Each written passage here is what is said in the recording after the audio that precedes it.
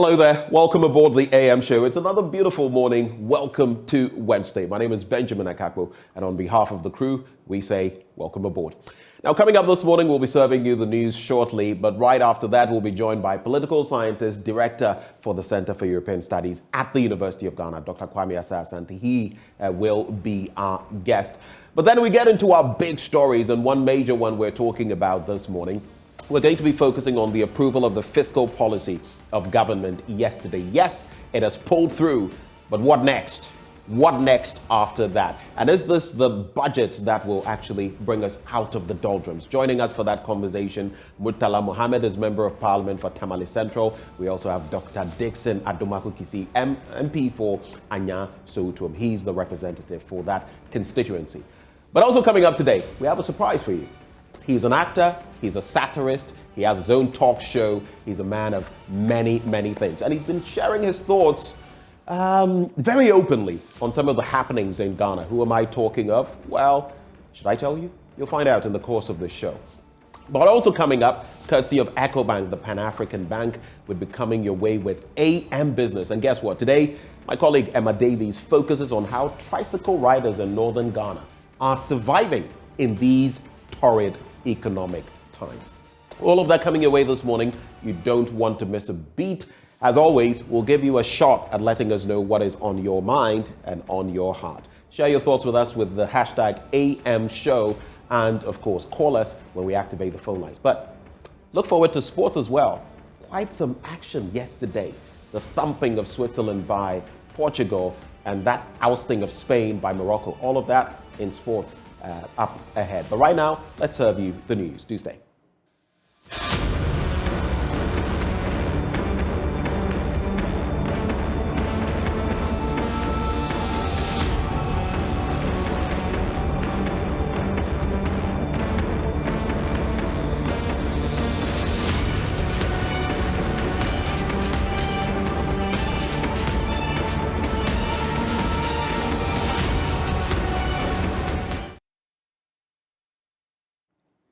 Thank you for staying with us. Let's get into our first story now. And pupils of the Adrigano Adma Basic School are scared of going to school. This is because their school building is not safe. The dilapidated structure housing these pupils has developed deep cracks and could collapse any time. Aisha Ibrahim visited the school and came through with this report. From afar, everything looks good at the Adrigano Adma Primary School in Accra. But a closer look shows a deeper problem. The building is almost falling apart. Deep cracks have developed in the school building. The cracks can be seen at the base all the way to the middle and even to the upper part of the building. School children at the Adrigano Adma Primary School are scared. So this structure, I'm told, used to house classes 4 and 6 and also the ICT laboratory. Right now, this structure has been completely abandoned because the teachers and students say it has become a death trap. Now, the new structure in which they've been moved has also become a death trap because they say there are cracks in the building and cracks on top of the roof. Cornelius Akpese and Samira Mohammed say they are reluctant to go to school because they fear the school building will collapse on them. I can say the building is already collapsed because if we hear something break down like shouting, then we realize that maybe it's the building that want to collapse on us. So we try to run away from the class to come outside so that the building will not fall on us. The children say anytime it rains, studies come to a halt. Sometimes when our teacher is teaching, the water drips on her from the cracks. So usually when it's raining, how do you cope? Sometimes we have to push our desks to the veranda, so that the water won't drip on us. So sometimes when our teacher is teaching, she has to stop teaching so that we'll come here. When it rains, all the compound becomes wet and water fills the whole compound. So this disturbs the students in the school a lot. Especially when we are going to class, because there's muddy and all those can stuff the stuff in our shoes. So when we get into the class, we go into the class with mud. And at times too, the school becomes like a swimming pool. So we suffer a lot in this school. They want the government to, as a matter of urgency, address the problem before it gets out of hand. Mr. Joseph Omari lives behind the school. He says the dilapidated nature of the school keeps him awake at night. What I see in this area is not very good at all. Our kids are suffering. Always the snake wanted to follow them at the school side. That is why I used to become annoyed. If the rain fall heavy, I used to pass up there. The building is shaking. Definitely, it's shaking. Teachers in the school say the situation is making teaching and learning difficult. So until the government comes to the aid of these poor ones, Cornelius, Samira, Frank and their colleagues will have no option but to continue to study in this death trap. Aisha Ibrahim, Joy News, Adriga Adma Primary School. Well, from there, let's go to Agbeve, where residents in the South Tone district of the Volta region say a recent dredging activity on the Volta River is leading to pollution of a section of the river being treated for water. The residents, who fear the company is rather prospecting for minerals instead of dredging, are worried the community may sink if the activities of the company, which started a week ago, continue. Here's correspondent Ivy Setoji's report. The residents who spoke with JoyNews in the Agbeve community noted that the illegal activities of the foreign vessel seen working is causing a lot of harm to them. Hence the urgent need for governments to suspend their activities until they are formally informed and know what exactly the company is all about. They noted that their only source of water, which is the river Volta, has been polluted by their activities, and the water treatment plant built by the community has also been affected, making the community members unable to have good drinking water. Some of them have been speaking with JoyNews. That's what I'm saying. I know when you are coming with a project into a community, you must look at the advantage and the disadvantage, the benefit of the business that you want to establish. Will the community also enjoy part of it? And it's like we never heard anything about this machine coming or the ship coming here to dredge. All of a sudden, we saw them creating a pan over there. But the reason of creating that pan over there, we don't understand it. They came and then they started breaking. No provision for the community. We have so many, community dotted along this river. About 75 communities, enjoying this river, which is the only source of water for us. How? Look at it. We are not pigs, excuse me to say. We are not mudfish. Look at it. How can my wife go and fetch that water and cook for me? Prepare soup, banku, whatever it is. This muddy water. It is not right. So I suggest that it must be suspended for us to sit down and then discuss and come to conclusion. Okay, it can be something which will benefit the government, but what are we also enjoying out of that benefit? Nothing. So I suggest that it should be suspended for us to come and sit down and then later see where we shall arrive. The residents believe that the vessels seen are rather prospecting for minerals instead of dredging and must be stopped immediately before the place is turned into Galamsey site and their livelihood destroyed. The residents, who were mostly fisherfolk, said currently they are unable to go for fishing due to their activities. A stepfather of Agbeve community, Sipito Afachawu Haze, lamented on how bad the situation has become and needs government's urgent attention or something disastrous may happen.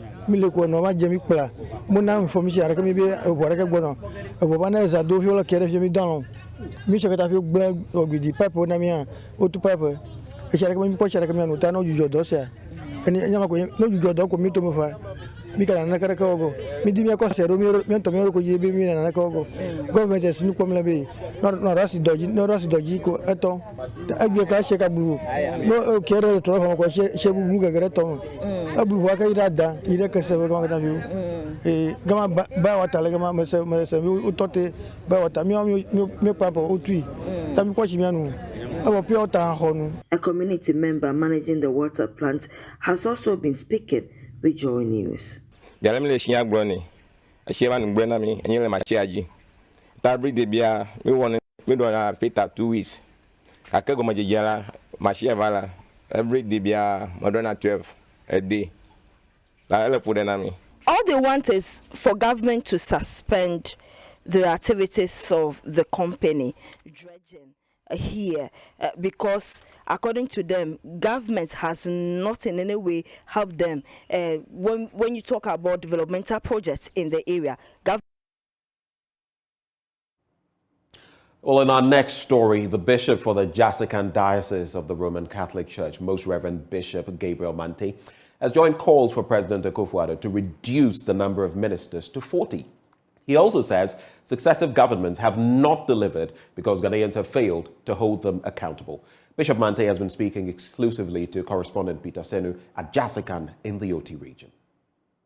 In the various stages of our socio-political, socio-economic development. But let me be honest with you. The least said about what we have gone through in the last 4, 5, 6 years, the better. What have we not gone through in these last few years? And I'm asking myself, is this the Ghana I knew as a young boy, as a young man, and so on and so forth? No. No. You think leadership has failed? Well, probably. Probably. Because the kind of, so to say, dynamic, forward-looking leadership I experienced. No, I wouldn't say our historic, our political, socio-political, socio-economic development has been one straight line of progress. It has been fluctuating. There are times, we are on top. There are times we go down, and then we recover someone on top. But this particular one, let me be honest with you, we have gone too low. This one is too harsh. I think you know the song by, is it Wendy Shea, they call her also, Kruma Eshi. The way I understand the song may be different from many, but generally speaking, from my conversation with people,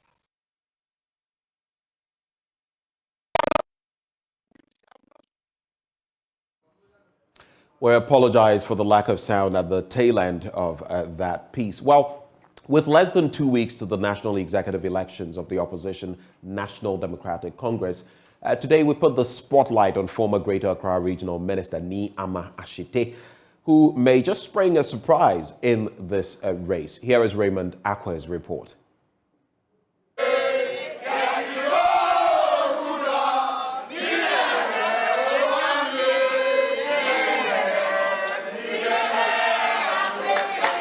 The former employment minister is a true party person. I have served in various capacities within the rank and file of the party. I've been a branch chairman, Klotekoli, Silent Cafe branch in Klotekoli. I've been constituency chairman. Yes. I've been mayor. I've been a member of parliament. I've been a minister. I've been a cabinet minister. As a cadre, he lost a lot of political currency after losing the Klotekole seat and the bitter legal battle that ensued to the daughter of his former boss and mentor, President Rawlings. But he bounced back. Sure, you know that the party has a problem at leadership. At leadership, when it comes to national elections and organization. Exploiting the differences between current chairman of the party and his general secretary by asking the delegates to vote him to help him restore confidence in the NDC's leadership. Recently, I'm sure you heard what Asidu Nkiti has said. when he was talking about Ampofu, that tells you there was a problem. But these are two big men at the top, throwing mud at each other and so on. But will he be the national chairman to lead the NDC to victory after 2 successive losses? Time will tell. Now, work is steadily progressing on the terminal section of the Boankra Integrated Logistics Terminal, popularly known as the Boankra Inland Port Project. The contract for the recommencement of work on the project was earlier awarded in 2020 after President Akufo-Addo cut the sort for the project, which had stalled for many years. Project manager for Justmo Construction Limited, Sadiq Jara, says his outfit has been working tirelessly since October this year.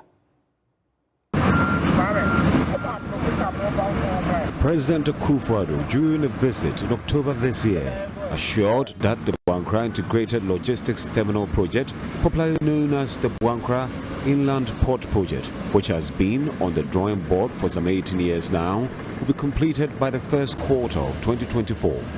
The concessionaire was hopeful that the Eastern and Western Railway lines will be completed on schedule, which will further improve the viability of the Boankra Inland Port.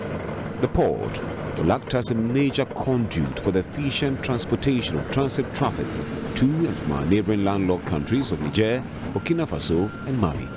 The idea of the Boankra Integrated Logistics Terminal Project has been in the pipeline since the days of the government of the second president of the Fourth Republic, His Excellency John Agyekum Kufuor. In attempting to bring it into fruition, it encountered a number of challenges, a significant one being the exit of the MPP government in 2009. Project manager of Justmo Construction, Jara Siddiq, said the filling of the terminal area is 70% done. This is the terminal area of the inland port project of Boankra. And so far we are doing the cut and fill because we need a flat platform for the terminal area. We are doing cutting and filling because some area is not leveled. We need a level ground for the terminal area. We have some areas where we have waterlogged area because terminal is in the future the heavy traffic will come and we are treated those places with the stabilization of the boulders. We are using the rock fills to stabilize the area before we bring the embankment on the top. After the filling, we will start the concrete and the drainage of this port project. But for now, we are on earthwork activities. And some areas we have embankment fill even up to 9 meters and 8 meters from the ground level to the top. Actually, one of the big stream is crossing throughout the port area. And at that place, even we have the embankment fill is up to 9 meters, which is heavy, massive earthwork activities are ongoing. As you can see, we are using a big dumpers and big machines. We have a lot of equipment to do this kind of job. We started this project in October, the first week of the October, and now we are in the just start of the December. In 2 months progress, you can see we have done a lot of work and almost 70% of the earthwork on the terminal area we have done. And 96% of the clearing of the terminal area is done. So I am very hopeful that we will meet our timelines of this project. Well, now Parliament has approved the 2023 budget. Despite a budget debate dogged by low numbers on both sides, the majority managed to get in enough members of Parliament on their side just in time to approve the statement, which was read to the House by Finance Minister Ken Ofori-Atta 2 weeks ago. Now, Parliamentary Affairs correspondent Kweku Asante was on the spot and has the rest of the story. There were concerns that government may not be able to secure enough votes to pass the budget, given the low attendance, especially on the side of the majority, that characterized the debate on the budget. But the whips got to work. Last day of debate, there were enough MPs on the floor. Prior to the vote, Minority Leader Haruna Idrisu concluded the debate for the minority, castigating President Akufo-Addo and his embattled Finance Minister, Ken Ofori-Atta, who he accused of mismanaging the economy. To say that our country, Ghana, is in crisis, an economic crisis, a deep crisis, is an understatement. President Nana Addo Dankwa must gather courage and take full responsibility. 2.5% increase. And Mr. Speaker, without going further, we in the NDC minority group will fiercely resist and fight the imposition of this additional tax on Ghanaians. The majority leader, Osei Chairman Sabonsu, fought back. So the 2.5% increase in the VAT, you have been told, primarily is going to be used for road construction. If you don't want your roads to be constructed, tell us. It was now time for a vote. At the conclusion of the debate, as many as are in favor of the motion, say aye. Those against, say no.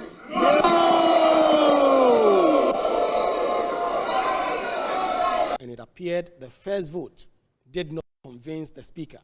The question was put again, and this time the majority had it, according to the Speaker of Parliament.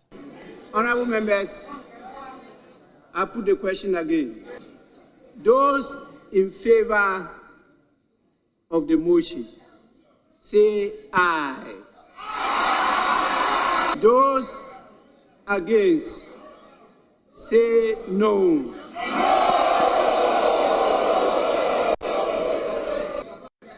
I think the ayes have it. The ayes have it. The motion is adopted. The House has accordingly approved the budget statement and economic policy of the government for the year ending 31st December 2023. With the budget statement and economic policy having now been passed by Parliament, it is expected that the various committees will now get to work in considering the estimates that have been made to the various ministries, departments, and agencies. From next week, these committees of Parliament will be expected to present their report on these work that they've done on the various MDAs and recommend the approval. So this is done, the Appropriation Act will now be passed before Parliament goes on break on the 21st of December.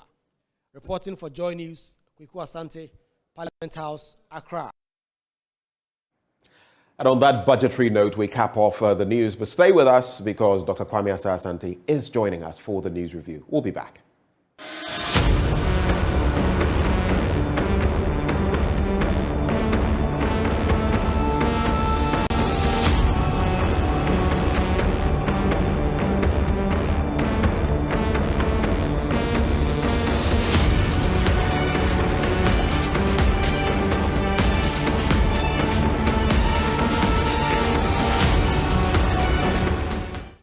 Well, thank you for staying with us. Time now for us to serve you what the newspapers are saying. And joining us for that discussion, Director of the Center for European Studies at the University of Ghana, Dr. Kwame Asah-Asante, is our guest. Doc, good morning. Welcome to Wednesday. Good morning, Ben. Good to see you. Good to see you too. We've still not been able to connect to check out your fish farm. Doc. Yes, you should have some time and then come over. You will be happy. Yes. I guess I will, and I'll learn a thing or two because in this economy, like I usually say, these are the ways that you can do something, for yourself, exactly and earn an extra income. Anyway, so today being a Wednesday, like we usually do, it's been about a week since we had an encounter. What do you make of some of the things that have happened so far? The budget statement has been approved. We've been told about a debt exchange, which is basically debt restructuring. And the many things that are going to happen and how coupons, are going to be affected, bondholders, local bondholders. There's also that plea in the pipeline for, creditors, basically. We are the debtor for them to be merciful upon us when it comes to our debt in certain ways. And there were quite a number of matters. There's also the bit about some parliamentarians going to Qatar. Now they've returned and they've got quite a bit of a bit of flack from different people. Any quick reactions to this before we get into the daily graphic for starters? Yeah, I think I will touch on something that is different from what you've said. Okay. And the issue of reshuffle of ministers, which President Kufuor has also waded into that conversation. All right.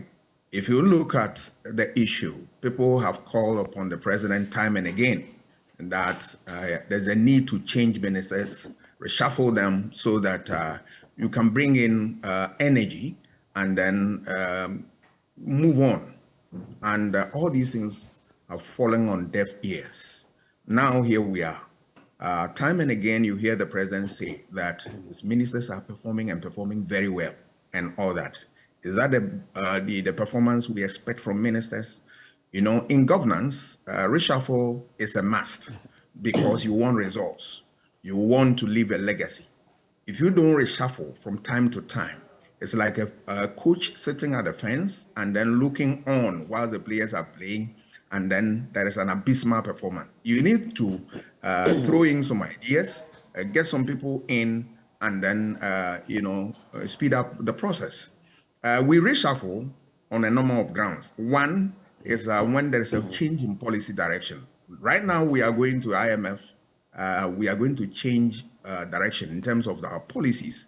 You need people who understand the IMF business, so to speak, and then come in and bring in fresh ideas to help us. Two, you want to also change or reshuffle ministers simply because you are seeing some lack of performance on the part of certain ministers. It is true that some of the ministers have, done well, but it is also true that some of them have performed abysmal, and that you need to remove them and bring in fresh energies to come and help build the process. All these things, we are saying it, and then we want the president to take advantage of it. If the president is not listening, we expect the Council of Elders to stand up and tell the president. You mean the Council of State? No, the Council of Elders. Or the Council of Elders of the party. Yeah, of the party. Okay. That's why we have them. Because when the going gets tough, these are the people who can rise up to the occasion and advise the president that, Mr. President, look, what we are doing is not going to help anybody, so you better look at ABC and all that. If he fails to do that, all that we are going to do, going to have is that you are not going to leave any legacy for the party and for the person who we made as a flag bearer of the party. What is he going to stand on and campaign? I think that this is food for thought for the party. Free consultancy. They need to do that now. Otherwise, it's going to be difficult because there is a cost for this. If you fail to listen to the people and you fail to do the needful so that you can leave a legacy, I'm afraid governance is nothing but contest of ideas and referendum of your work. What work are they going to leave behind? That's my humble question to President Akufo-Addo, that he needs to listen and listen to the people and his party people, because I am sure, have no doubt in my mind that he wants to leave a legacy. It's interesting that you put it that way, because we've seen the political cost that you allude to actually come to bite some politicians in this country. And so it goes without saying that, yes, like you put it, what legs would any contender, any aspirant from the NPP stand on if things continue down this trajectory? But speaking of which, there's something that comes to mind. On the back of Otto Addo's resignation, and some people I've seen on social media, some people alluding to the fact that Dr. Kwabena Donkor, back then when he was power minister, energy minister, and he proposed that he would, resign if he was not able to bring Dumsor to an end within a specific period. He resigned.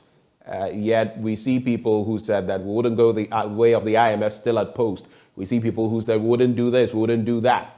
People have pointed fingers at the vice president and the finance minister. Is that rhetoric still viable, especially as we need hands on deck as well to deal with the chaotic situation we find ourselves in? Where do you stand? It's a difficult question, but you see, in other jurisdictions, what people do is that once you promise something and you fail, you don't need anybody to tell you. You resign peacefully. But here, that is the reverse. We don't have that situation. But you see, we can instill that into our society by punishing leaders who fail to do the needful. When they promise and fail us, then we vote against them. We have all this time, traded with our votes, and that we virtually have no power. If we want to manage our power very well. That is, I'm talking about our right to vote. We will remove any leader who crosses the line without mercy. And that is the spirit in which we build every solid democracy. But is the problem, is the problem, especially as you are, we all are students of politics. I know we all like to put it that way, though you have your PhD in this. But is that not exactly the problem? Because our system, our political system, unlike in the United Kingdom where they have a parliamentary system, and you see how quickly Kwesi Kwarteng was ousted. You see how quickly Liz Truss, resigned. We don't have such a system. It's a 4-year system, and good or bad, we have to stick with the person for a 4-year period. Are you advocating then that we bring to bear some sort of change when it comes to our constitution on those issues? Oh, no. We need to build a culture, political culture, the culture that you are ready to listen to government, share ideas, and you want your government to do the same by listening to you. If the government fails to do that, if you get opportunity to renew the mandate of the government, why do you want to maintain that government? You throw the government out. But that culture is missing in Ghana. That during election, people pander to the whims of politicians, and then just a little, hampers and all that, people fall in line. We need to take these things seriously so that when we are going for election, let us remember that it's a serious business, and that whoever fails to do what is required of them in terms of the promises and all that, we don't hesitate at all to throw that person. That is a culture. We want to maintain the system. I am a student of democracy, and I will support democracy through thick and thin. But I'm saying that we need to build certain culture in there so that at the end of the day, the citizen, the voter, will become the game changer. All right. Here, we have the politicians have taken us for a ride simply because we sell our birthright to them. Let us be strong and then listen to them. If they fail to do the needful, anytime we get opportunity to renew their mandate, we fail them. And that's all. That is the way to go. Why are we paying taxes? Why are we paying revenue to the state? And that a few things that we deserve, we are denied of. And we sit down, and then during the next election, we only go there and say, this is my party, this is my tradition, we want to maintain democracy, we want to build a culture that says that if you fail your promise, I will punish you. So that every day, politicians will be steady, and that whatever if they want to promise, are not going to make what wild promise. And then, because they know that when it comes for accountability, will not hesitate to deny them any renewal of their mandate. That's all. Once that spirit is on, I tell you, every politician will look sharp. Let me put it that way. Let's get into the papers now. The Daily Graphic, starting from there. Build consensus on debt program. That's according to the Institute of Statistical, Social and Economic Research. There's also President inaugurates and inspects projects. That story on page 16. And there is Ghana Compact launched. There's also Tech Gulf opens technical support call center. And Wizkid storms Accra for big concert Saturday. Of course, Ayodeji Ibrahim Balogun, popularly known as showbiz circles as Wizkid, will be leaving an indelible mark in the minds of on the minds of the more than 40,000 music lovers and enthusiasts who will throng the Accra Sports Stadium. Let's talk about the major issues. The Institute of Statistical, Social and Economic Research of the University of Ghana has called for national consultations among all stakeholders and the government for a consensus that can ensure a successful debt restructuring exercise and restore confidence in the economy. The Policy Research Institution maintained that a national consensus among key stakeholders such as Parliament, investors, civil society organizations and the citizenry would help accelerate the country's recovery efforts and avoid the mistakes that led the economy into its current challenges. But reflecting on the budget and everything that has happened, Professor Peter Kwarteng of ISA said the current woes had been due to a compendium of factors, including the effects of the COVID-19 pandemic, the financial sector cleanup, the energy sector debt, the Russia-Ukraine war, excessive spending during the 2020 elections, as well as borrowing to finance capital expenditure. However, he said the country seemed to have borrowed beyond its sustainable threshold with no buffer to absorb major shocks. Just to end, he also says, in addition, the high fiscal deficit and downgrade by the ratings agencies led to capital flight, while on the domestic front, the lack of confidence in the local currency is worsening the exchange rate depreciation and high inflation. Now, that is what Professor Peter Quartey, your own colleague at the University of Ghana, is saying. To what extent do you agree with him when he talks about the COVID-19 pandemic, the Russia-Ukraine war, among others? I agree with him totally, but I'll add more. What the professor has said, he has said it all, but I'll add a few. What am I adding? What? The issue of indiscipline. We are here because of indiscipline. If we are disciplined, we will not borrow that much. No, we borrow with care. We are not disciplined. If you look at indiscipline, even under indiscipline, we'll talk about the issue of the size of government. Why is the government keeping this elephant size of government? And then at the cost of the ordinary Ghanaian taxpayer. Why? We are talking about what, austerity measures ahead of us, and yet government doesn't want to listen to some of these things. The posture of government is annoying, to say the least, all right, on these things. Why? We are here because of indiscipline. Indiscipline in the sense that if you look at even the way we manage vehicle administration and fuel and all that, right? Look at the proposal from Finance Ministry. We'll do this, we'll do that, relative to the way we manage fuel and then vehicle and all that. It tells you that we are indisciplined. There is also what failure of public policy. We throw in a lot of policy and we fail to evaluate them. Every policy needs to be evaluated, assessed from time to time, and see whether it's viable or not. If not, you change it, you improve it, and all that. Over the years, we are just sleeping, and then look at where we are. If we were tracking inflation very well, and we were on top of our game, do you think we'll be here? If you look at all the statistics in Africa, you put even Francophone countries aside, Anglophone countries, we are leading in terms of what? Apart from Zimbabwe and a few countries, we are leading in terms of what? High inflationary rates.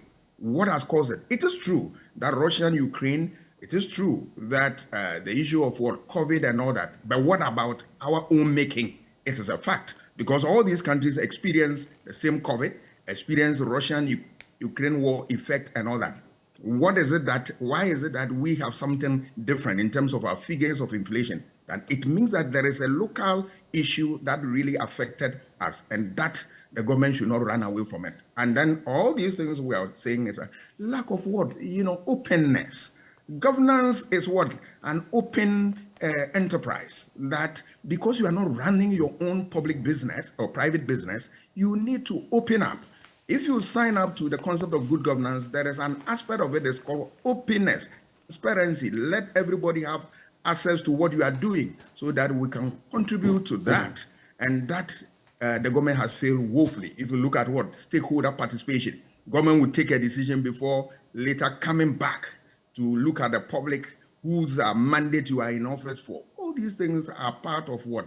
The wrongs that are associated with this type of what governance we have in this country, especially in this regime. I'm afraid the government, if you want to what? Everybody to be on board, they need to build consensus. It's the magic one that will turn things around. Well, let's quickly take a brief look at some of our sister countries and what is happening there. DR Congo government rebels to meet in January, and the Community of East African States announced that armed groups and the government of the Democratic Republic of Congo would hold peace talks in January in Eastern DRC following 3 previous meetings in Kenya. This announcement was made at the end of the 3rd session of the Inter-Congolese Dialogue, which brought together for 8 days in Nairobi representatives of some 50 armed groups, the government and civil society. Obviously a positive there. And it's interesting because you look at the Congo and the mineral wealth they possess. You look at some of the rare minerals on our planet and they have them. You look at, and I mean, this place could have been the bread basket of the world, but I guess all kinds of turmoil have led them, whether you're looking at the DRC or the other Congo. But this one interests me as well. Maybe you can just reflect on both of them. Tanzania scraps independence celebration. And this wouldn't be the first time, though under a different leader. But Tanzania's president, Samia Suluhu Hassan, has cancelled Independence Day celebrations scheduled for Friday and directed that the budget instead be used to build dormitories for children with special needs. The 61st Independence Day event was to cost $445,000, money that will be used to build 8 dormitories and primary schools around the country. Tanzania's Minister of State, George Simbachawene, last Monday said the money had been disbursed. He said that instead of having parades and other national celebrations, the East African country would commemorate Independence Day by having public dialogues on development. I'm going to say this, a lot of people are going to get offended, but if I had my way, would put Independence Day celebrations on ice for a while. For a while. Because for me, there's very little that if we're looking at our strides at independence and now, that we really have to celebrate. We should be pulling ourselves up by the bootstraps and saying, you know what, how about we invest that money somewhere else? But instead, we're putting up national cathedrals. Your take? I support that. I support that. Why am I saying that? We spend so much. Meanwhile, we generate very little. Why do we do this to ourselves? All right. Independence celebration. You know, I support Tanzania in their call. You spend so much while you need a lot of things. Why can't you use that money to fix those problems? And it's the same situation in Ghana. Not only independence, but a lot of holidays. We want to increase productivity, yet we want to enjoy a lot of holidays. Why? How can you have both? It is not true. All right. And look at the Great Lakes region. All right. They have all the resources, but due to what? Poor leadership, poor management, and all the rest to it, they have problems. Ghana, I think we can take a cue from what? Tanzania, and then we make sure that we manage resources very well. Prudence is a problem for us here. Leadership is another one. And then we need people who have vision, whose vision go beyond their ethnic group to have what? A national vision. We lack them. We lack them in this country. And I don't know when we are going to get those people to lead us. It is a problem. And then there is a hypocrisy on the part of political actors in this country. Look at programs that we don't need them. Cathedral, it is a beautiful program, but do you need that at this time? But you see a number of people from Christendom and from the country will support it through thick and thin. And that hypocrisy must cease. Now here we are. We don't even have money to take care of our people that we owe. And then even to commit to other things that we need to pay money every day. And now here you are. We are engaging in programs that require a lot of money that we don't need them now to save any soul. We don't need the cathedral to save any dying human being. I want to put it bluntly. But you see the hypocrisy on the part of this, some members of this community. They are saying that, let it be whoever speaks against it, and they think you are the devil incarnate and all that. We will continue to speak about it because it's a public policy. And let us understand that any public policy is what? Taxpayer driven. We pay, and it's not a private business. So we have the right to say it. After all, we are the owners of every public policy. We'll continue to agitate using the legal rules and right the wrongs so that our society will live up to expectation. Well, I don't know whether anybody will learn. At least we still have our Independence Day coming up, 6th March. Hopefully, if there are ears to hear, maybe something will be done. But let's quickly look at the Ghanaian Times newspaper. Stop grain smuggling to Burkina Faso, Niger, and others, Agric Minister to Upper West Region residents. Parliament approves 2023 budget statement, but minority threatens to kick against some taxes. That story on page 4. Biomass fuels kill 20,000 Ghanaians prematurely annually. That's according to the Second Lady, Mrs. Samira Baumia. MPA to seek cabinet support to remove LPG taxes. And VEEP cuts sought for work to begin on $26 million third-tier Tema motorway interchange. I want us to look at what the Agric Minister says, then what the minority in Parliament is saying, and then look at the scrapping or removal of LPG taxes. So let's do page 4 and then go to page 17 for the other two stories.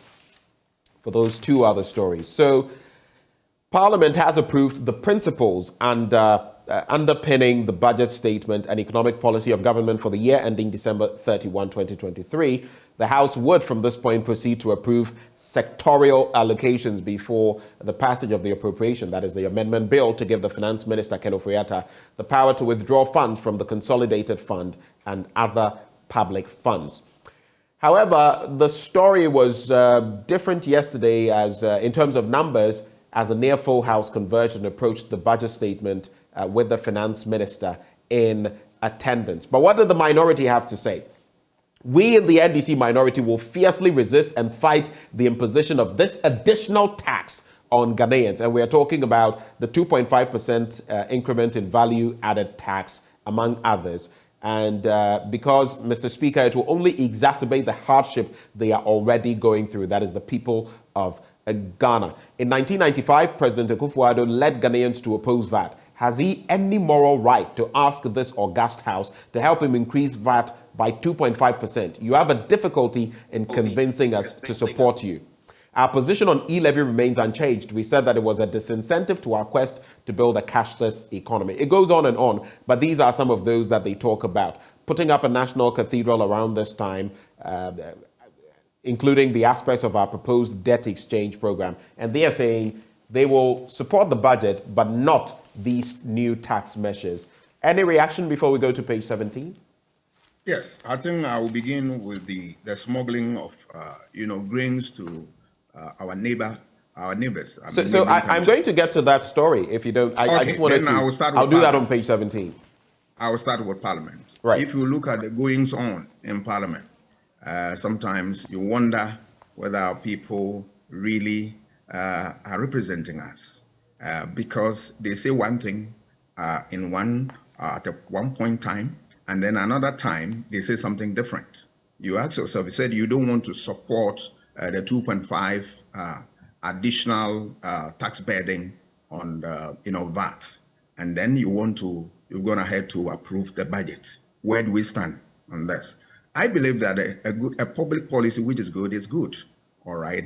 We are in difficult times, but we also must look at the fact that we need to sometimes soften our grounds and then make sure that we get money to run the affairs of the state. It is true that times are hard, but you can also not ignore the fact that in fulfillment of what the extractive capacity of the state's requirement, that is, a state must generate revenue to run its affairs. When you are looking at what taxes and then some of these things, you need to be very careful. Otherwise, you run the country down.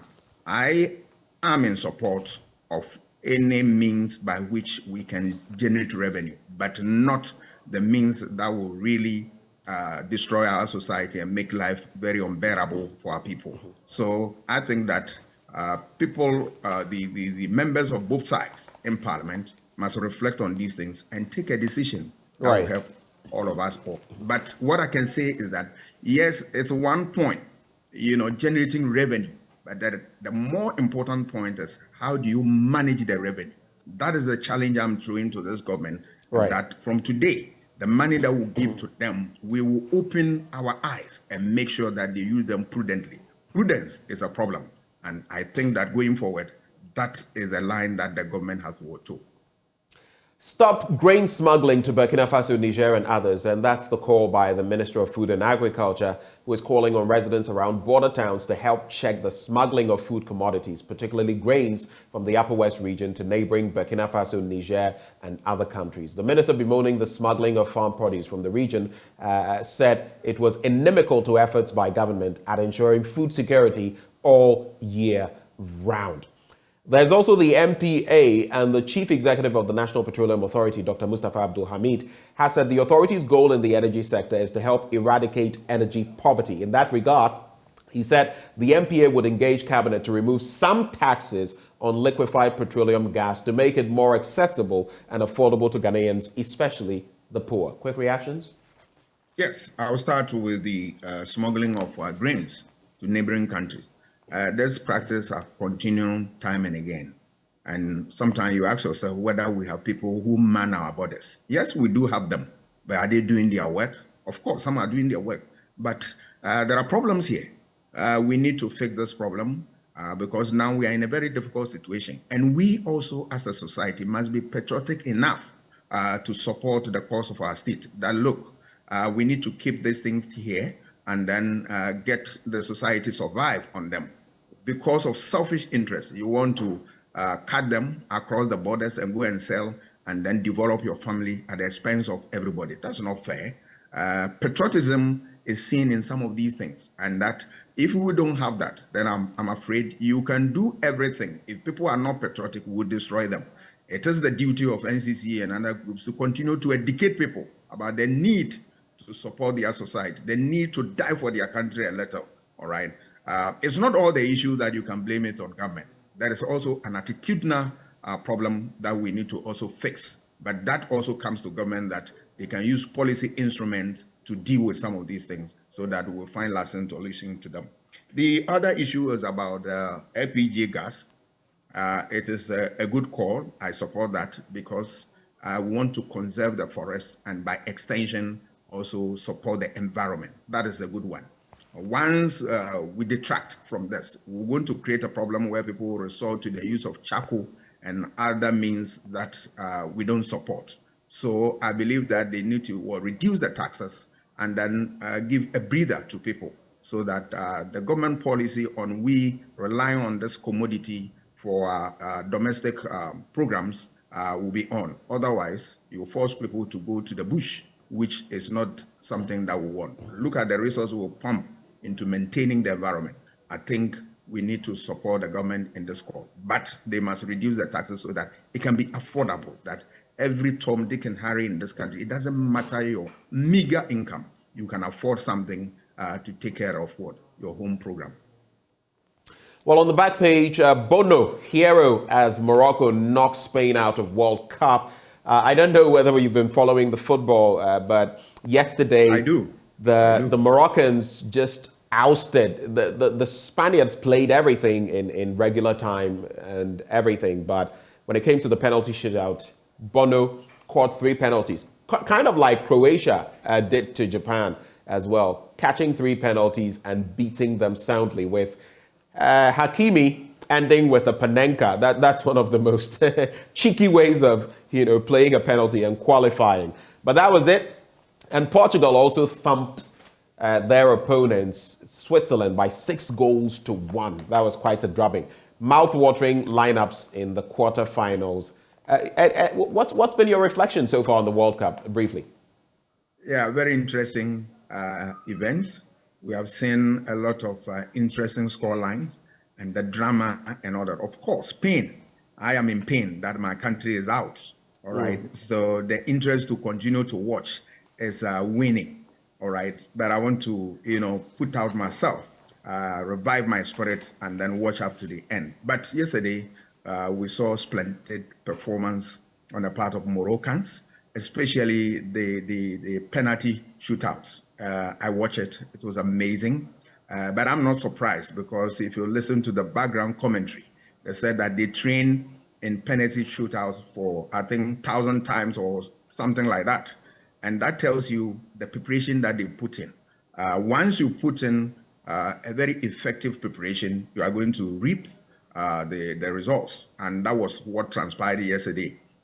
We are in interesting times as they progress to the quarter, where we are going to see the giants, Brazil, France, England, and the rest of them. It's my hope and prayer that one day my country will also go into the semi-final, and then we show that we have what it takes to be in the global stage in terms of our football. There's something that I believe, I'm not a football specialist and all that, but my layman's view, I believe that we should begin to scout out for people who are playing in districts and regions and all that. They are great talent. Why we abandon them? Because I have read about how Eto'o was discovered through some of these programs, and look at what Eto'o did for football in Africa and for the rest of the world.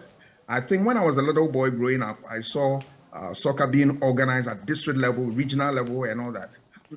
I want to ask whether we have abandoned them. We need to go back to that and get the talent. There are raw talent there. I bet you when you put them together, there will be the Pelés, there will be the Maradonas, and the rest of them. Yes. Well, I'm going to do these 3 newspapers together, pick one story each from them. The Finder newspaper, we've touched on the other stories. In Pakadan Tema Rail project, 98% complete, as President Akufo-Addo commissions 900-meter Athenia Road over bridge project.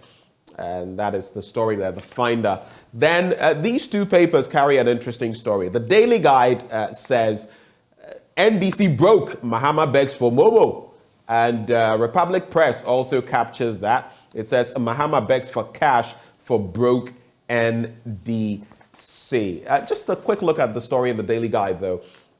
It says the 2020 presidential candidate of the NDC is now appealing to Ghanaians to come to their aid to fund the party's activities as they prepare for the 2024 general election. He has therefore appealed to willing NDC supporters to donate a minimum of 10 Ghana cedis to help fund the upcoming National Delegates Conference of the party. And some say because of that, the party is broke. But I do recall that even the current administration at a point engaged in a similar exercise back then.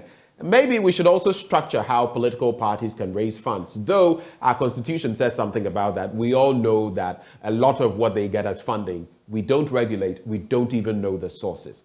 But then there's government under pressure. Republic Press, as NDC joins unions to reject bond exchange program, and mounting attacks from the Trade Union Congress, as well as some organized bodies over government's proposed domestic bond exchange programs are creating a headache for President Akufo-Addo. I only find it interesting that it says as NDC, joins unions to reject bond exchange program. So both of them basically are joining on that front. I'll wrap with the Daily Dispatch so you can just respond to them.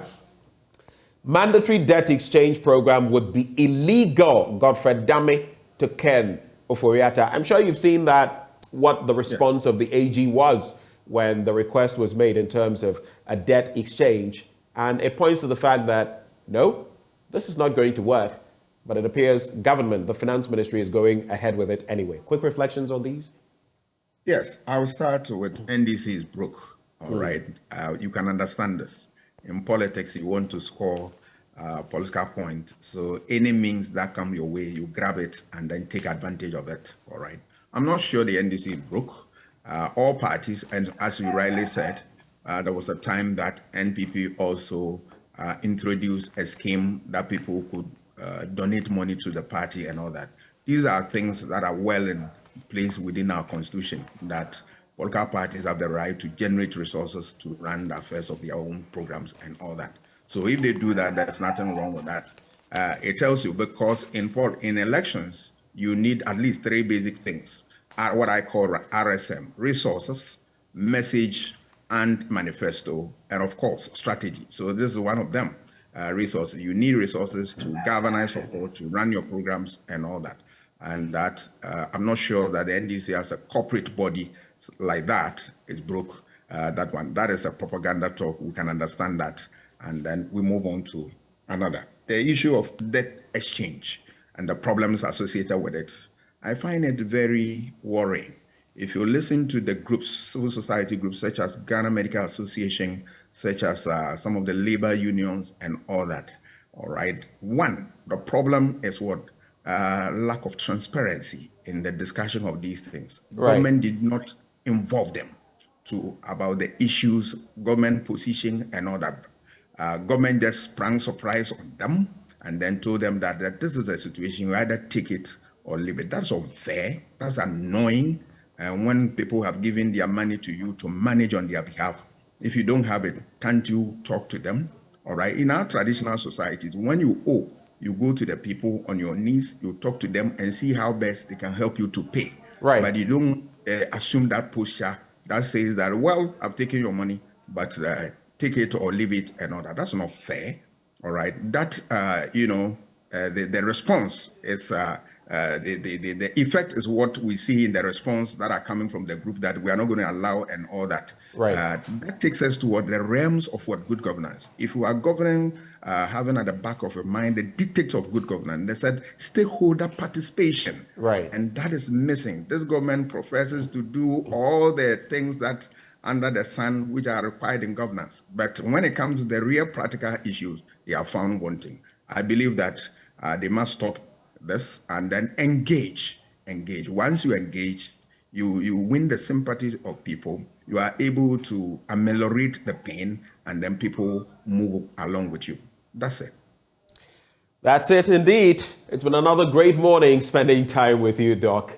For those of you who don't know, my former lecturer anyway, I always look forward to Wednesdays. Thank you so much for your time, Dr. Kwame. I am grateful. I also love this program. Great. And so on that note, we cap off the news review. But let me just do this before we usher in the sports. It's from Baby Awo and Baby Ya. And they say, happy birthday to my warm and caring aunt, Ophelia Ejapong of Duffield Roofing Systems. So to you, Ophelia Ejapong of Duffield Roofing Systems, it's from your sweet Baby Awo and Baby Ya. Heaven. Okay, so Heaven Mami, happy birthday. Love you. Heaven Mami. That's an interesting name. Ophelia, happy birthday to you. Do enjoy the best of the day. Up next, sports. I'm sure if you missed the matches, you want to see how Morocco did it, stuck it out to Spain, and how Portugal just made Switzerland miserable. Mouth-watering lineups going into the quarterfinals. Stay for sports.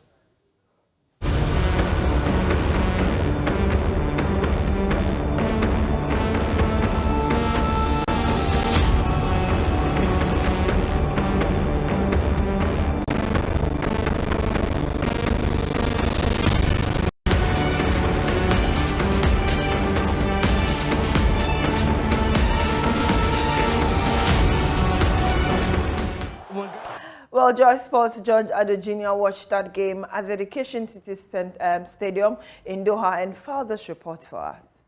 The many trips made by Moroccan fans from Rabat, Casablanca, Marrakesh into Qatar, Doha has made a lot of sense because tonight they witnessed history right before their very own eyes here at the Education City Stadium. Morocco are through to the quarterfinals for the first time in their history. And what a run this has been because they topped their group that had great countries like Belgium and made it into the round of 16 for the first time since 1986. Tonight, they managed to knock out Spain, the 2010 champions, and in fantastic fashion. It was a very, very closely matched game between the two sides. They were inseparable after 90 minutes. The extra 30 minutes really didn't even help us to get a winner. So we headed into the dreaded penalty shootouts. It looked very much like Spain were not prepared this time, but the Moroccans had come in and so prepared. 4 of the penalty kicks, 3 of them went into the back of the nets, and wonderful kicks by the likes of Sabiri, Hakim Ziyech and Ashraf Hakimi. Spain were that poor, they were not able to put a ball behind goalkeeper Yassine Bounou. In the end, Morocco won by 3-0 on penalties and are through to the quarterfinals. It's been a fantastic game, and Africa's dream is certainly alive. Can they make it to the semi-final? It's a question we'll all be waiting and be counting and hoping that they can do. George Ado Jr. reporting from the Education City Stadium, where Morocco have just beaten Spain and made it to the quarterfinals. Very, very, very happy today. It's a history of this day is in history of Morocco. Very crazy day for us. Really, really. How far did you travel? Where did you travel from? Casablanca, Marrakesh? I'm born in France. I'm from Paris. So origin from Morocco. Excellent. I take the flight to go from Paris to see the World Cup. My country. Your country? Yeah. Hello. How excited are you? Yeah, it's very nice. Very nice. Yeah, it's very nice. Thank you. Thank you very much. Good. That's right. Yeah, it's very good. Right. How excited are you? We are very happy about this winning. We will hope, inshallah, to final. How difficult was it to watch the game, the penalties? How difficult? It's so much difficult. Always difficult? Yeah. Where can you get to? Quarter-final, semi-final? We can, inshallah, final. Final? Final. all right. Hello. Morocco. Hello, of course. Morocco, take the microphone. Yes. Talk to me, how excited is it? Very, very excited. Guys, are you going to sing some song? Are you going to sing something? Sing something.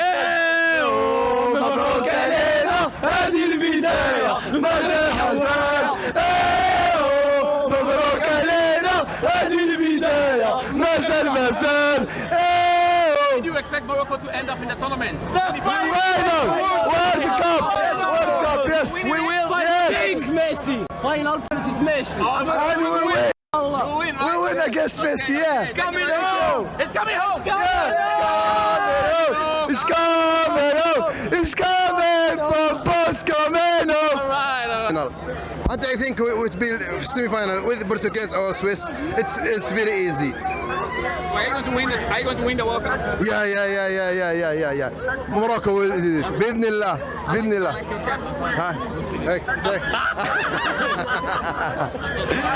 you. How exciting was it? It's a historical day. I can't believe it. I can't believe that happened now. I believe in Maghreb. I believe in Morocco in the first tournament. And this day is historical day in all Arab countries. We support Morocco, even with Saudi Arabia. Yeah. We support Morocco. Saudi Arabia. I'm from Ghana. I think Morocco will. I think Morocco will go far. I think. We need to support. I think Morocco will go far and beat Portugal and Swiss in semi-final also. I believe in that. I believe. Thank you. España ciao, España ciao, España ciao, España ciao, ciao, ciao, España ciao, España ciao, España ciao, ciao, ciao, ciao, ciao.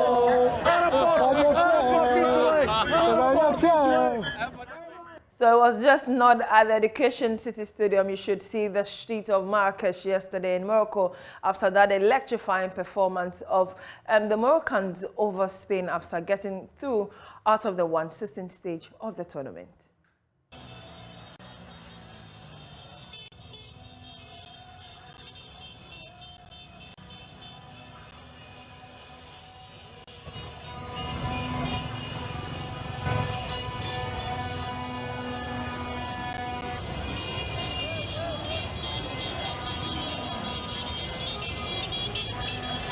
Wow, what an experience.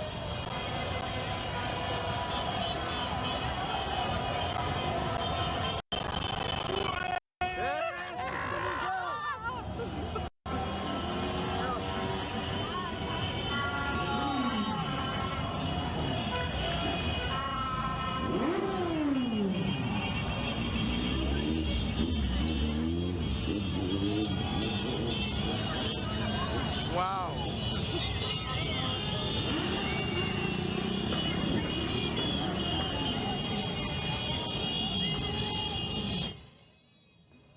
And in the second game of the day, Portugal had no regrets over dropping Cristiano Ronaldo as his replacement, Goncalo Ramos, scored a hat-trick in a superb 6-1 win over Switzerland in the World Cup's last round of 16 match. And so now we know the last 8 that are going to be in the quarters, and that will begin on Friday, where the Netherlands will host Argentina, France will take on England, Croatia play Brazil, and Morocco take on Portugal as the last 8 of the ongoing FIFA World Cup tournament in Qatar. Well, back home, a lot has been said about the performance of the Black Stars following that unwilling performance after being booted out of the group stages. And Sani Dara, who is the former spokesperson of the Ghana Football Association, has said that that assertion that the Black Stars was a total disaster is very wrong. I think that we've seen the future of Ghana football unfold in a way that a lot of people least expected, and that a squad that has been assembled just in 2 months' time wouldn't be expected to, fly out of the blocks the way you would expect a squad, for instance, against Uruguay that has been together for more than 14 years. It will be an unfair analogy to come to the conclusion that it's a disaster. I think that Coach Otoado has bequeathed Ghana a future squad possibly that can conquer the continent and also be well-titled challengers for the next 10 to 12 years. Because if you consider the fact that most of the players in the squad are in their early 20s, we can get the better part of 10 to 12 years from them. That is 3 World Cups from them. And if this experience they've had is anything to go by the next time they play at the World Cup, in between which they would have played 2 African Cup of Nations tournaments, and in between which a lot of the players would move to bigger teams where they would have bigger experiences, it will have a trickle-down effect on the Black Stars that would make us the future title contenders. So if you rely on the data that you've just been churning out, you'd be doing a grave injustice to the realities on the ground in football. If you rely on such raw data without the background, without the history, without the connections that would make a good team, it would be an injustice. Okay. Well, that'll be all for sports. We are back with some news in more bulletins and bulletins to come during the day. Thank you for joining us. My name is Abigail Sanasusu. Hey.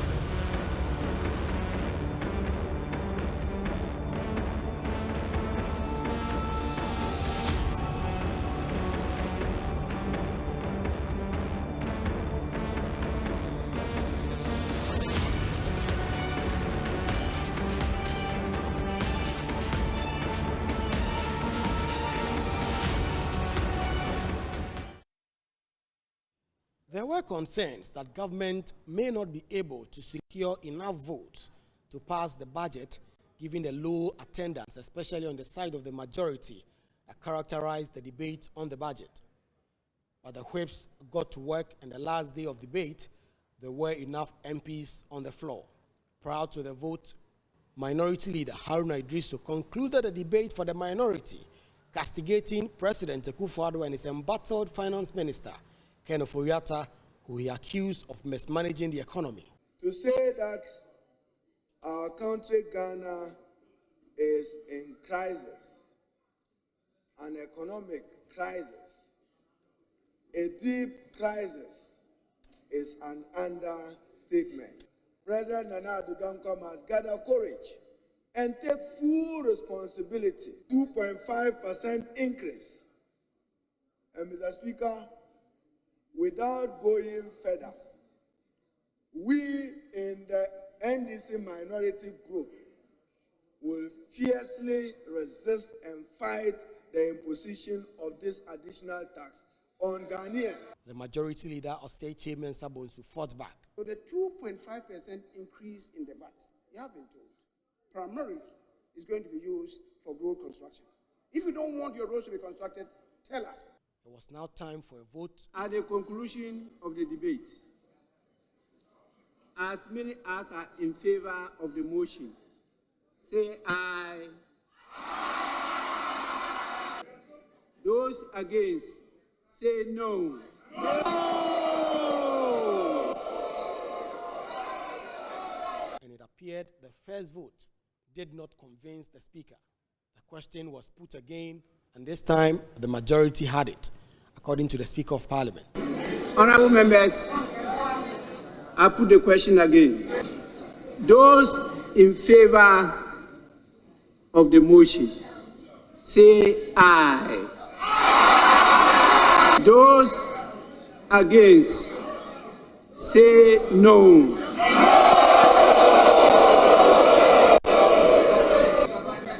I think the ayes have it. The ayes have it. The motion is adopted. The House has accordingly approved the budget statement and economic policy of the government for the year ending 31st December 2023. With the budget statement and economic policy having now been passed by Parliament, it is expected that the various committees will now get to work in considering the estimates that have been made to the various ministries, departments, and agencies. From next week, these committees of Parliament will be expected to present their report on this work that they've done on the various MDAs and recommend the approval. So this is done, the Appropriation Act will now be passed before Parliament goes on break on the 21st of December. Reporting for Joy News, Kweku Asante, Parliament House, Accra. And in studio here, I'm Bernice, Abu-Baidoo, Lansah, and this is the AM show. Joining us for a conversation on this is Murtala Mohammed, MP for Tamale Central. You should know him by now if you're a regular on the show. We are expecting Dr. Dixon Adomaku-Kisi, MP for Anyaso, to when he joins us, we will continue the conversation with him. But let me just come to you, Murtala Mohammed. Good morning to you. How are you doing? Good morning. Alhamdulillah, we can't complain. Nobody's doing well in this country. Maybe perhaps those who live within the four walls of the Flagstaff House. They may be doing. The Jubilee House, you mean? Yeah, the Flagstaff House. The Jubilee House. The Flagstaff House. Okay. Let's delve into what happened in Parliament with the approval of the budget. There was some opposition initially. We heard your leader speaking, especially about the VAT issue. He's had reason to complain. He says, look, this government has no moral right to even attempt putting this in the budget, to talk more of passing it, because we know the Kumi Preku demonstration. We know the history behind this. And he was particularly concerned even about the number of people who died as a result of that demonstration, and says that, look, you have no right to burden the Ghanaian people more, considering the times that we are in. But we've seen the budget passed. Would you say you let those who support you down? You let your representatives down? Good morning. Good morning. And good morning to your cherished viewers. And most importantly, the good people of Tamale Central. What happened yesterday was an approval of the policy statement of government. Every year, the Minister for Finance comes to Parliament to present the budget for and on behalf of the President. The budget is the conglomeration of several activities. So if you approve the policy statement, then you then look at the individual approvals. There are items in the budget which, some of them, if they are laws, such as tax laws or tax regimes, they come with a bill. So we are going to be looking at those things. It is not the entire budget that we have problems with. Of course, it will be unreasonable if the NDC members of Parliament says that we have problems with the entire budget. I mean, people wouldn't even take us to be credible. We have problems with certain items in the budget. What happened yesterday is that we voted against the budget as a caucus, and the MPP members voted for, and it was the voice vote. And in the estimation of the Speaker, he felt that the yeas were more than the nays. We have problems with it, but that's the ruling of the Speaker. We could have called for a division. We decided not to call for a division because we wanted to let the people of this country understand we have no business of frustrating government. And we don't have problems with the entire budget, but we have problems with certain items. And what are those items? Those items are going to be taken. For example, the government put in the budget the 2.5%, VAT. Mind you, President Nanado, then candidate Nanado, in 1995, led a demonstration against the introduction of VAT. 4 people lost their lives, including a 14-year-old boy. When President Nanado became Minister for Justice and Attorney General, the family of this innocent boy demanded for justice. He did nothing. The blood of that 14-year-old would be on his hands. He had the opportunity. Now, he has become a president for 1 term. This is his 2nd term. Absolutely nothing. Now, if you led a demonstration against something, it means that you are against it on principle. Mind you, they are against VAT.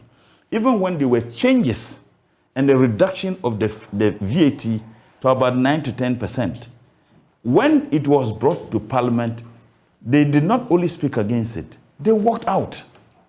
So they were against every aspect of VAT.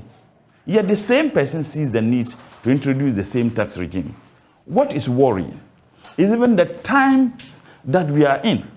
The times we are in that everybody knows in this country, and like I told you earlier, the only group of people who may not be suffering and struggling as we are struggling, perhaps are those who live within the 4 walls of the Flagstaff House. He's a member of Parliament for the MPP. He's suffering. Everybody is suffering. If he's not suffering, he should tell your viewing public he's not. As we see today, you have, in fact, the most shameful aspects of it, an unprincipled position taken by our colleagues. You had these members of Parliament who said the Minister for Finance should either resign or be forced to jump. And even when the President indicated he wasn't going to back to their demand, they said that they were not going to participate in parliamentary proceedings if the minister was the one who was going to present it. Yet they were the loudest in the year. But we know there was a meeting. We are told that the party held a meeting at Lansah Hotel where there were some deliberations. They were asked to just allow the minister to go on with the budget presentation, approval, and then the IMF negotiation center. So we know that. It was after this meeting they threatened they were not going to sit in the chamber if the minister was going to read the budget. So the business. No, I think it was after the meeting. No, there's been 2 meetings. Exactly. I was going to clarify that. But this is an unprincipled group of people. Now, if you tell on what basis, is it that they hated the man? Didn't they know that the reasons and the justifications given by the president was prevailing? Can I help? Can I finish? You would have your 10. Good morning, by the way. Let me just say, joined by Dr. Dexter Nadumaku, MP for Nassau. I can't say good morning. Who is a member of the other side? They were the loudest in the year. Okay. And then when they were doing it, I was looking at my good friend and I said, wow, where has Principles gone? Did you see him? I saw him. Okay. He even stood and I said, oh, Principles perhaps went on sabbatical leave. Okay. We're waiting to see when it will. Let me bring him in, but we'll also talk about the issue of the censure, because we need to understand what point we are at now. It appears that there's dead silence about the progress of that censure motion hearing. But let me welcome you to the program, Doc. So your friends on the other side are clearly concerned about it appears your wavering stance on the issue of the finance minister and the budget. And he's just clearly spelled out, calling you an unprincipled group of people for not sticking to your stance. Well, once again, thanks for this opportunity. It's always nice to, as it is, banter with him. But there's some key things we need to make Ghanaians aware of. One, times are quite tough. And we are in a very severe financial situation. Whether we want to dress it up differently or not, this is the hard fact. As to how we got here, there are many schools of thoughts. I won't belabor that. There are no many. But the there key are just thing, 2-3 schools of thought. The key thing is that on our side, we had an agreement with the president. Okay. And when we came out of that meeting, unfortunately, some operatives misunderstood and made some damning claims. And based on that, we said that we were going to go back to our initial stance. And then we were called sort of to order in the sense that the key person we had had an arrangement with had not spoken. And that we were basing it on, people on the periphery. So per the party's engagement with us and the Council of Elders, we decided that, okay, we need to be fair. The president had made an agreement with us.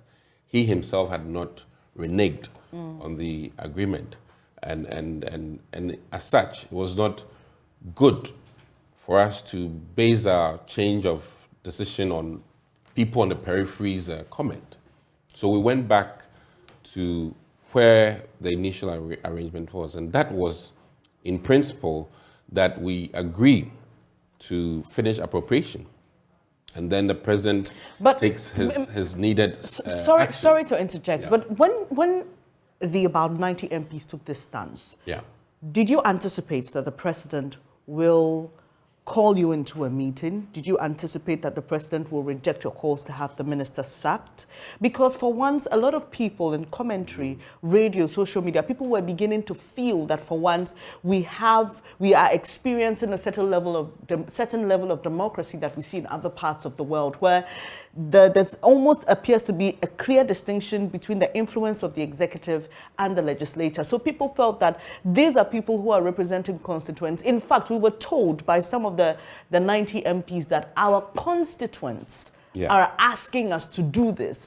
And so on what basis did you agree to this arrangement? What was the point of compromise? Now, one key thing in job relations, and let me say this very clearly, that even in big corporations, when you're firing your financial advisor, or even when you're firing your controller, there's a period of transition, and it's very important. It helps in terms of managerial. But forgive me, but you knew about the period. You were clear that you wouldn't participate in the budget hearing or the debate thereafter if the minister didn't go. So clearly, I want to believe that these 90 MPs had a fair appreciation of how these things are done. But there was a reason. He was one of the 90 MPs. Yes, and there was a reason. Admittedly. Yeah. Yes, and there was a reason your call came with such urgency.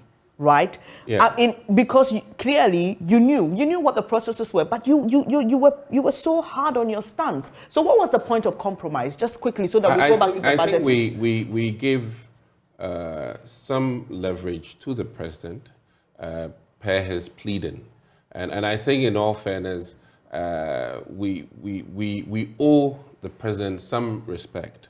At the end of the day, he's the president of the nation, and in as much as we were pushing for an agenda, his bargaining was that we should just, a grace period of now as it stands, we're hoping that he takes action within the next 3 weeks. We're hoping. And if he doesn't, we still have other Did you tools. go back to your constituents after you engaged the president? Oh, your constituents and the president, who deserves the bigger respect? Now, as it stands, let me be very clear that the decision still holds. Okay. You still want the finance minister out? It hasn't changed. It hasn't changed. And even and let me add one key thing, that it's not about 90 or 80 or 30. It's now a majority stand. And I think the majority leader has made this categorically clear, that maybe it started off with two boys in a corner, but it's become a majority stand that we need a change in the finance ministry. And case in point, we cited two people. One is down as it stands, based on other issues, but the call still holds. And we're quiet because we are firm in our belief, and we're resolved that we are doing our bit, and we anticipate and hope that in good faith our president will also do his bit, and that is I think it's, let's cross that river and then you can judge us. But I really think that in conclusion, I really think that Ghanaians would appreciate us more if we hold our end of the bargain and then act differently when the president does not follow through. And I think at that point, people will come to an appreciation, because then when we take our action, and actions we will take, to a certain, we have other chips to play with. And when we do, Ghanaians will come to appreciate that, listen, these majority group made this demand, the president beckoned them, they stood down for a period, and then the president either reneged or followed through. So as it stands now, I think that, excuse me to say, if you're letting somebody go off your company, and as a matter of 6 weeks or 8 weeks, that period of transition, is allowable. I mean, even in corporate life, it happens. Okay. So and in corporate life, and I'll share my experience with corporate. The Fortune 500s, when they say you're going, sometimes it's 6 months. When they say you're going, sometimes it's 3 months. I appreciate that, but I was saying that this reason you're giving after the fact, right? Didn't you anticipate? Didn't you think through that before making such an urgent demand on the president? We also thought carefully about Ghana, and let me add. It's a bit confusing for me. The reason why I'm saying that is that there are timelines in terms of the constitution, right, when the budget has to be read, when appropriation has to be But you knew all that. We knew all these things. But when the president also put in his chips, I mean, listen, you don't bargain or negotiate on just one entrenched position. Fair enough. Point well noted. We want, at the end of the day, the best interest should be for the country. Point well noted. And we didn't want to hijack. I'd like a yes or no answer to my next question. Yeah. Was this action to dissuade the minority from taking that censure action they wanted to? Was it just to let them believe that, oh, the majority are making a demand, so, okay, let's hold back? Was just to dissuade them, yes or no? No. All right. First and foremost, I mean, with this explanation, our colleagues from the MPP were not, or have not only acted in the most bizarre and principled way, they are behaving like zombies. No, that's too harsh. No, they are. They are. No, they are. You listen to him. He said, listen to him. I'm just making my statement. He said that, oh, okay, you asked him whether they didn't know what the consequences were going to be as a result of the action they took. And they said, well, when we met the president, we decided that we needed to give the president some reverence and we needed to allow certain things to happen. A serious representatives of the people would have weighed the pros and the cons of their action. Mind you, this was a novelty. This was an action that everybody hailed.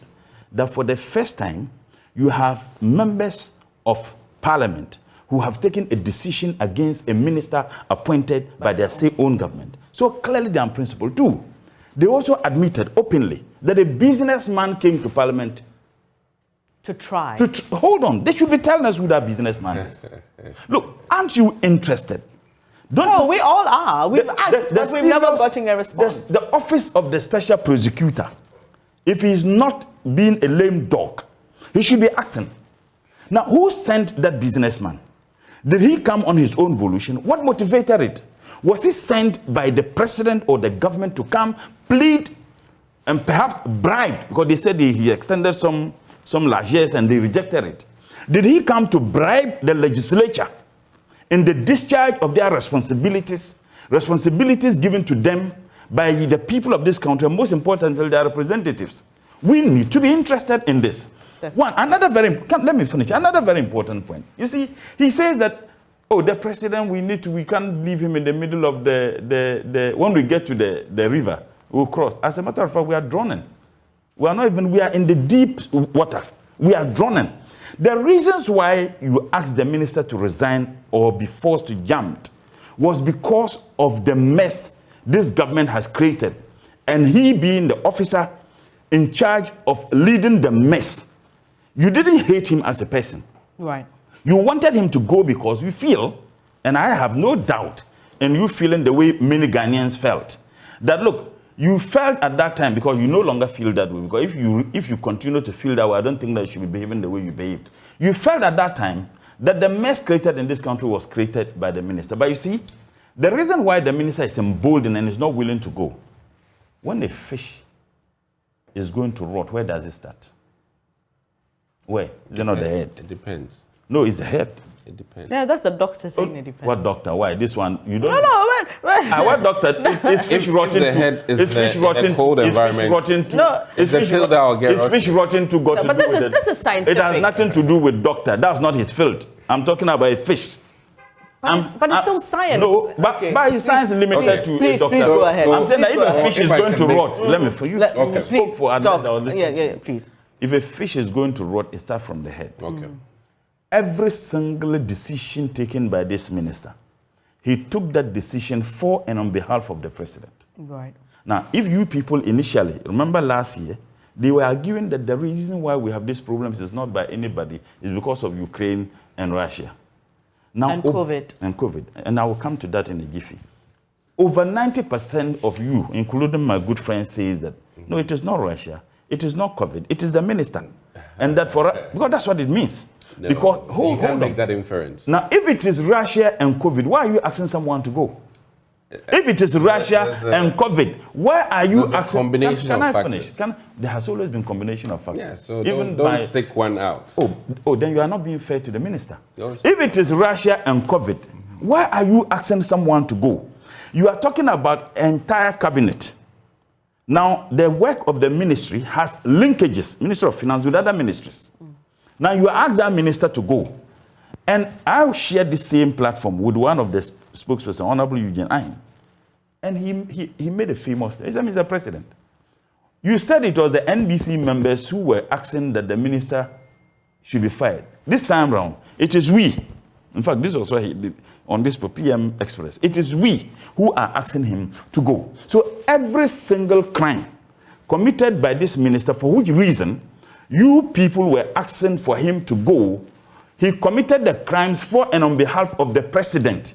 And he never did anything without it being sanctioned by the president. If he did those things in isolation, then God save this country. All right, quickly, we need to go back to the details of the 2023 budget. And let's focus on that now, redirect the conversation. So the minority says that, look, fine, it's been passed, the document has been passed, but we are kicking against some of the taxes introduced. And just before you came in, we were discussing the 2.5% increase in VAT. The issue of the e-levy, which is very interesting because if you have reduced the percentage, you're taking the cap of 100 cedis. Then the big question is, what burden have you really taken from the people anyway? So this is a government that says it agrees that times are hard, yet we are seeing some of these taxes, some increases. How does this tally with your admission that their times are hard and your bid to alleviate the difficulties that Ghanaians are facing? You know what? There's one thing that was ringing through my mind yesterday after the budget was read. The fact that... Passed? Passed, sorry.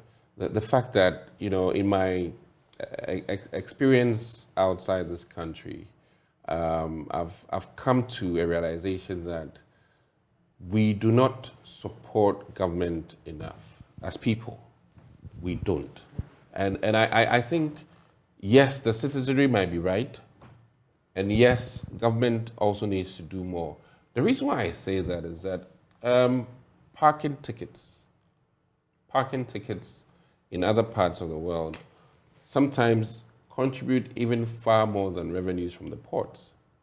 And you know, if you forget about even parking tickets and look at just monies paid for parking, you know, when we say parking tickets, it's for offenses. When you park in the wrong zone. Yeah. But when we talk about, you know, paying for parking, you go to hospital and you have to park, you pay. You go to the airport, you have to park. Like we do in our markets, KMA and AMA. All those things. Yeah. Those revenues that we lose in this country are huge. When you add property rates or property taxes, so much is lost in this country.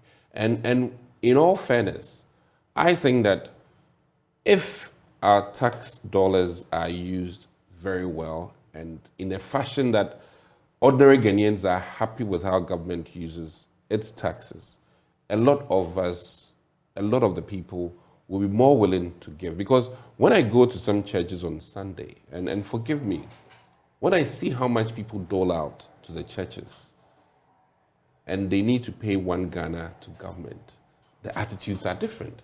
And I really think that we need to admit that, you know, something is amiss. And something will be amiss, of course. On whose side? On Ghanaian. If the average Ghanaian feels that government is not using its money properly. I think that government has to up its game and prove more to the Ghanaian people that we're very accountable, we're very transparent, and that way, if Ama or Kojo is putting into the government chest, they are very comfortable. I mean, we were here when the Canadian leader was cited for using government jet and that he was supposed to pay for the fuel used for a trip, a family trip. And when we start making these demands on our government, when government officials are unable to, you know, do things on their own with state funds, I think a lot more people will be willing to go with government. So people must part with something. We admit that times are hard. But the big question, which has not been answered in a very satisfying manner, is what is government also parting with? What are we seeing government cut off? I'm with you in demanding that we show more work in terms of what we are cutting off. And listen, I have to be honest, I think that we can do more. Granted that, you know, because I clearly have said this, that, listen, there are parts of Accra in my constituency that I cannot go without a V8. I mean, there are parts of Anya, you know, Atlas. If I don't go with a V8, trust me, I cannot reach the people there. And I can even state the fact that ambulances cannot go there when somebody is sick because of the bad roads. And if you tell me that I should use my V8 only when I'm traveling outside Accra, it won't make sense to me. Likewise, the municipal chief executives or government operatives like the Ghana Health Services or Ghana Education Services, when they are going on their trips within Accra, try English and Manfum, it's not going to be possible to go without a vehicle. So the people are justified if they complain. That's why I'm saying that some of these measures that we have put in place, because I'm citing the V8 because it's one of the measures we've put out that you would only use a V8 when you are leaving. But some have called that totally unrealistic. That is you cannot exactly measure that because, here. Doc, if you move your car from the house, it's registered as a government vehicle. You move from the house. Who is monitoring? Who is? How are we even monitoring? Exactly. So I don't. So it's very vague. I don't think that is a very strong point. But I really think that we must commend government, at least in the sense that 30% pay cuts for executives. Listen, it's a fact. I mean, it is something. How much have you generated? What are you using that money? It's something. So, and then when you leave that, there are other things like the coupons, which we don't benefit from, but those who are taking coupons will be hit, and that the quantum is quite huge. Now, the other thing is that yes, we could do more. I've even asked myself that, should government machinery work 4 days in a week now? Those are also, because the lights we put on at all our various offices is energy consumption. It can reduce government expenditure. I mean, these are other questions we can explore. Shall some work Monday to Thursday and others do Tuesday to Friday? I don't know. These are all governmental avenues of doing reductions. And I really think that there are many ways of killing a cat, they say. Oh, really? And truly, let's use the truly, government can do more. One, travels have been, put on hold, and that is a strong plus. That is not true. It is in the, Ajia Qatar and Co just returned. That is not true. That is next year's budget. What are you talking about? Budget? And are you saying? So you see, that's another thing. And let me be clear. Listen, some of us traveled and have been traveling before we entered government.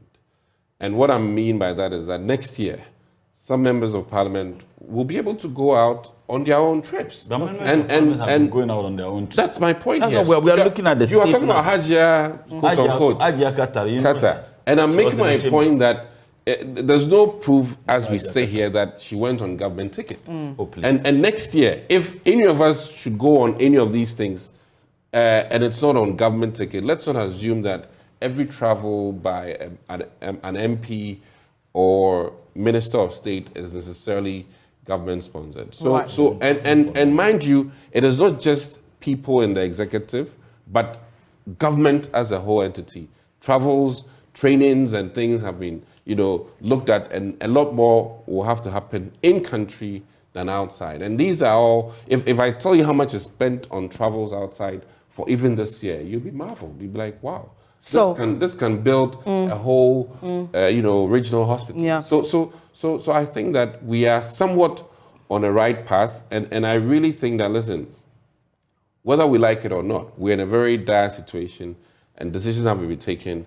And I'm with you, Doc, on some of your reasons, but back to the censure, we felt that the grounds were not solid enough. That is one thing. Solid enough for what?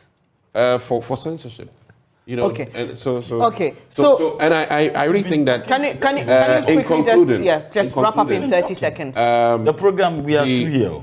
Oh yes. In 30 seconds, but you spoke a lot. In 30 seconds. Oh, really? 30 seconds. So in concluding, we had barely started. I think that we're on the right path, and we need to stay the course so that 2023 first quarter will be fantastic, and will it be fantastic considering our debt exchange program? The experts have been telling us the ripple effects down to the micro level. Let me bring in Murtala. I think that on this path, come 2023 December, indices or ratings would have improved a little. A little. And that is very Let me come to you. On my way to this place, BBC, we have been downgraded again this morning. Can I ask my question? Yes. Musala? Okay, so we've heard from the finance minister on his debt exchange program. We've heard from the experts who are concerned, one, that there was not enough consultation. Yet again, this government has been accused of taking unilateral decisions, not involving all the stakeholders, springing surprises on people. We've heard from your deputy ranking on the finance committee who says that he will support bondholders to sue government. Once again, you're being accused of not supporting. I remember when the e-levy came, government says you pushed against it. I mean, these are hard times. This is the debt restructuring the IMF recommends for us to receive the $3 billion that we want. So why this stance? Why this decision to sue, to support people to sue government? First and foremost, if you tell me that we should all tighten our belts, and then you went to Kantamanto and got some belts for every Ghanaian, yet you have gathered yourself at the Flagstaff House. You don't have belts, and what you even did, you remove your belt hooks, you rip them off. So there won't be any attempt to even have belts, let alone tighten those belts. You asked a fantastic question. He's saying that we should all contribute. In fact, I heard the deputy minister, my good friend Abna, who says the responsibility sharing. Now, the people who take our taxes, whose comforts are ensured by our taxes, they are unwilling to be modest. They are unwilling to even tighten their belt. They are unwilling to contribute anything. Then they expect myself and you, who is already frustrated. Oh, but there are examples. There are examples of the cut in fuel coupons. Is that not enough for you? The least said about that, the better. When I told him about the directive of the president was not in the budget. The president gave directives that ministers of state should not travel. That was the directive given by the president. How many ministers didn't we see in Qatar? And they were taking selfies. The sad aspects of it. Did they go on government? Did they go on government? The directive was given before this budget. Government, if the president gives directive. This was when the president addressed the nation. When the president gives directive today, it takes effect immediately. The president didn't. But the president was speaking about measures to be taken. Of course, it was as a result of the meeting they had at Peduasi, and he was reporting to the people of this country what the measures will be. No, that was measures they are taking. Directive of a president. Look, I have done some international relations. When the president speaks, even in the foreign policy parlance, it becomes a foreign policy of the state. The president gave directives, and it was reported again by the Minister for Information, my good friend Kudopon. He's not talking these days because he's so frustrated. It was reported by him. The president gave directives. You have ministers of state. The sad aspect of it is that those ministers were in Qatar at a time when we were considering budget for their respective ministries. Because when a budget is read, now you have the expenditure returns. That is the monies that were given to specific ministries and agencies, how they expended So for you, even if they went on their own budgets, I don't want to dwell on conjecture, whether they went on their own, they went on behalf of the state. I am saying that they traveled. That party boys and girls they took to Qatar at the expense of the state, millions of dollars were spent. You had the Minister for Youth and Sports, my kid brother, who says that I'll only tell you how much you spend after Qatar. Were you guys not angry about that?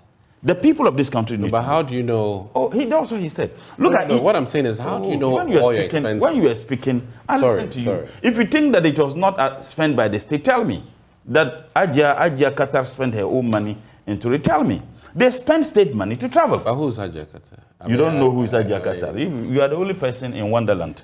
Now again, e-levy. And I was happy when you asked that question. The reason why the president and the government said people who were spending below 100 Ghana cedis will not pay the 1.5% was justifiable so because of people who do not have. And I remember in the spirited communication is that they're taking care of the vulnerable, the poor people. Now, does it make sense for you to reduce it from 1.5% to 1% and then open the Pandora box? Even the Kaye girl who gets just 100 Ghana cedis and sent it for the mother to buy medicine, that Kaye girl will now pay. That is why we are saying that we will not approve such a budget. 2, 80 million Ghana cedis for cathedral, President's Cathedral. This is not a national cathedral. Nobody knew what the president, the dream he had the following morning when he came with that particular promise. It was not in the MPP's manifesto. He said he made a personal pledge with his creator. So tomorrow, if the president or another president decides that he made a personal pledge with Satan, that if I'm given the mandate, this is what I'm going to do, you think that we should do that? The people of this country, and Christians for that matter, have the capacity to build their own cathedral. And all of us, me, I wouldn't have any problem contributing if my brothers and sisters in the Christianity faith are building a house of God and I feel and I deem it fit to contribute. I can contribute. And I'll give you a classical example. The Central Mosque at, what's the name? Kaukudi. Not Kaukudi, the one at... Police? No, the one at, if you're going to Agbogulshi, Kaneshi. It was painted by Pastor Mensa Waterbill. Did the chief imam say don't paint it? No.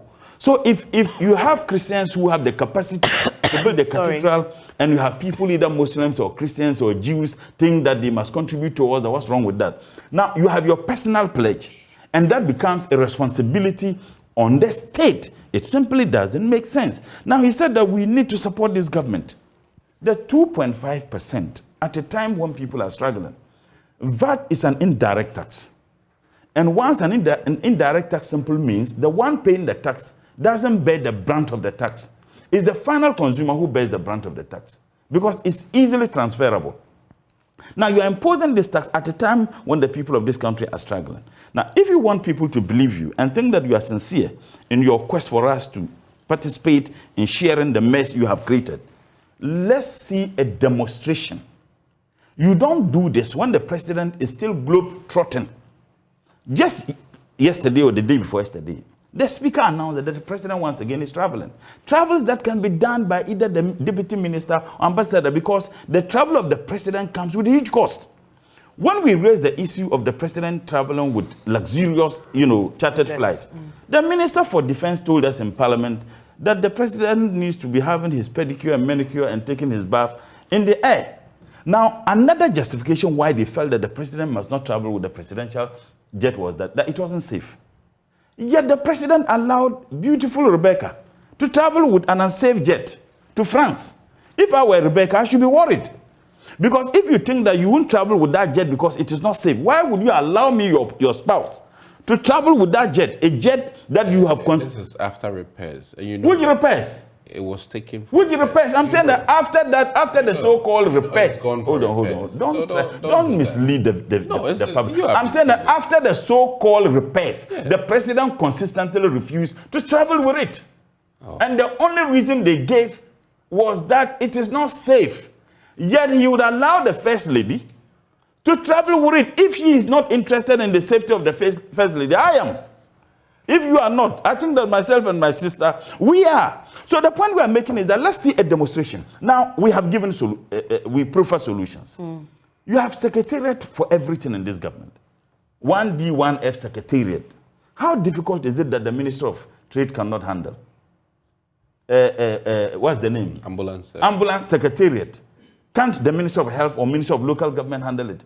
You have all manner of secretariat. Duplication. To garnish all.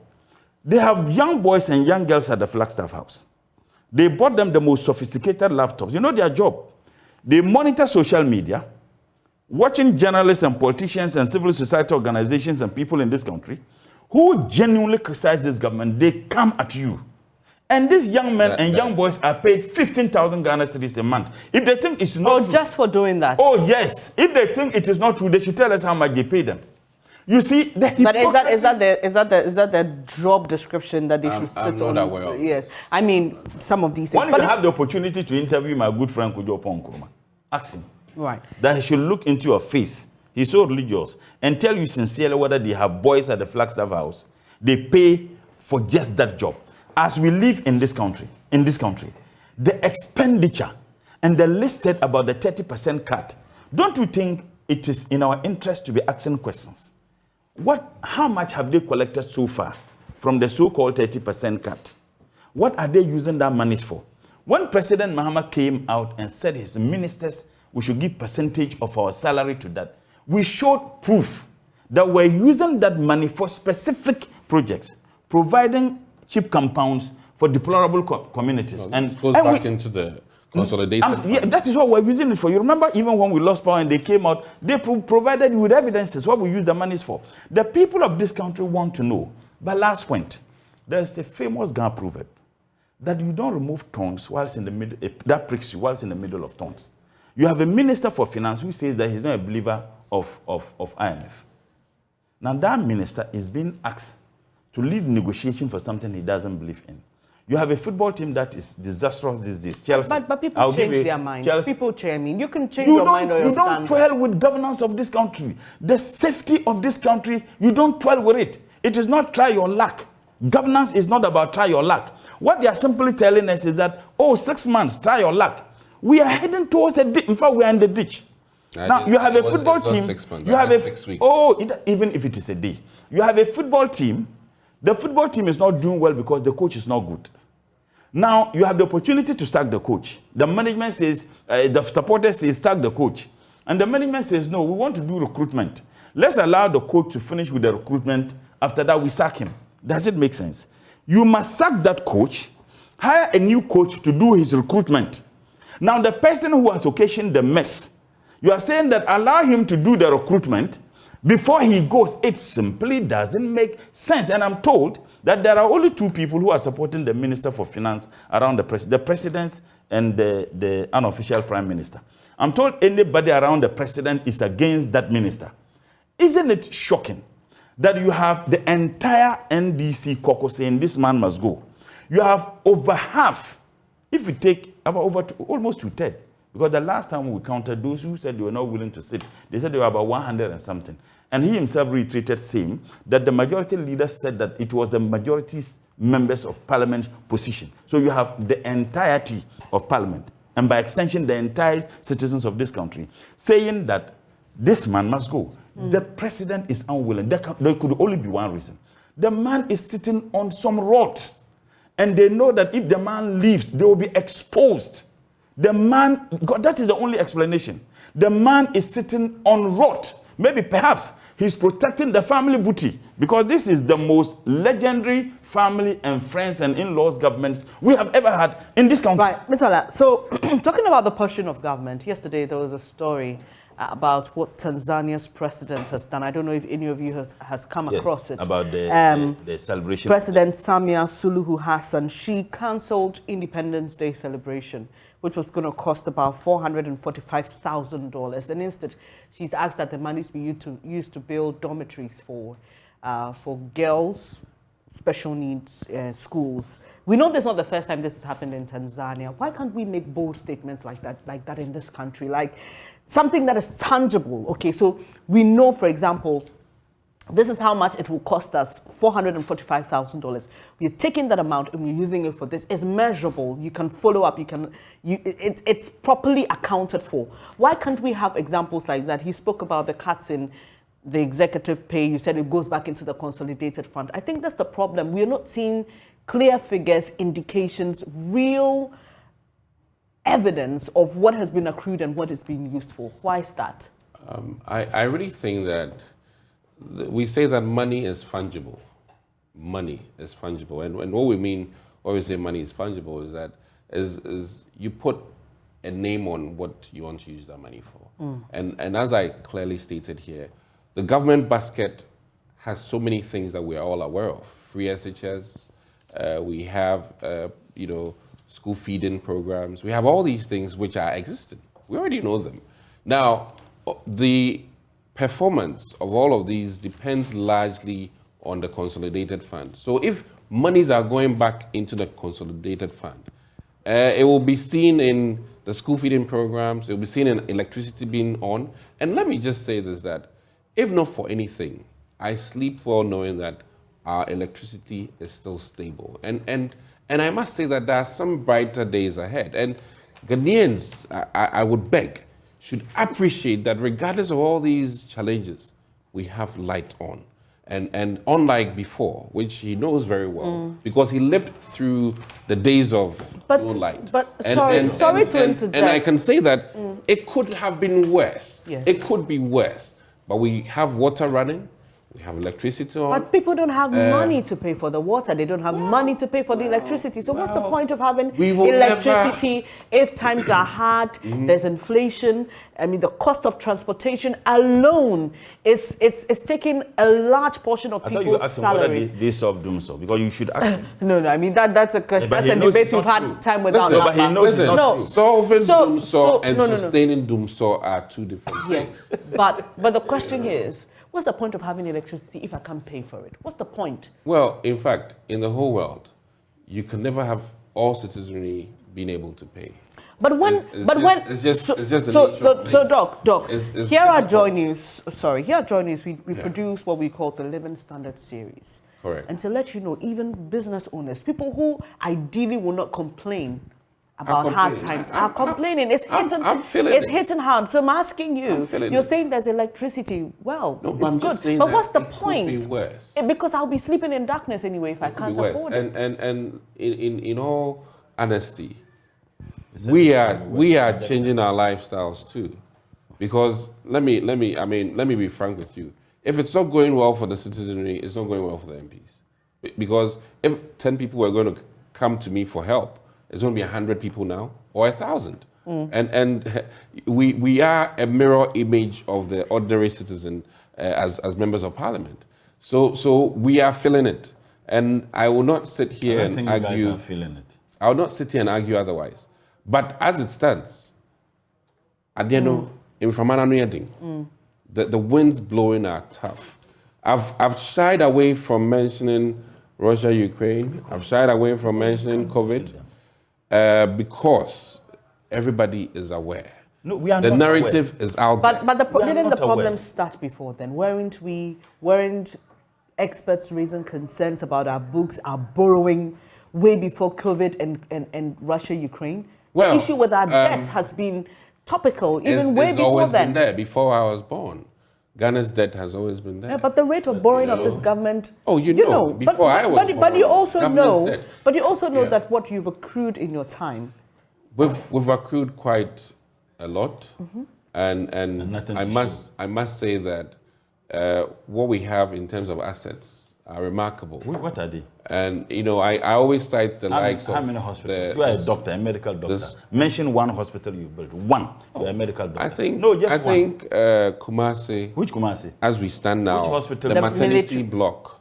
But that was a private. The mother and the. My point here is that it is all and listen. Mention one I hospital, always keep. But you are a medical doctor. One. I always keep saying this.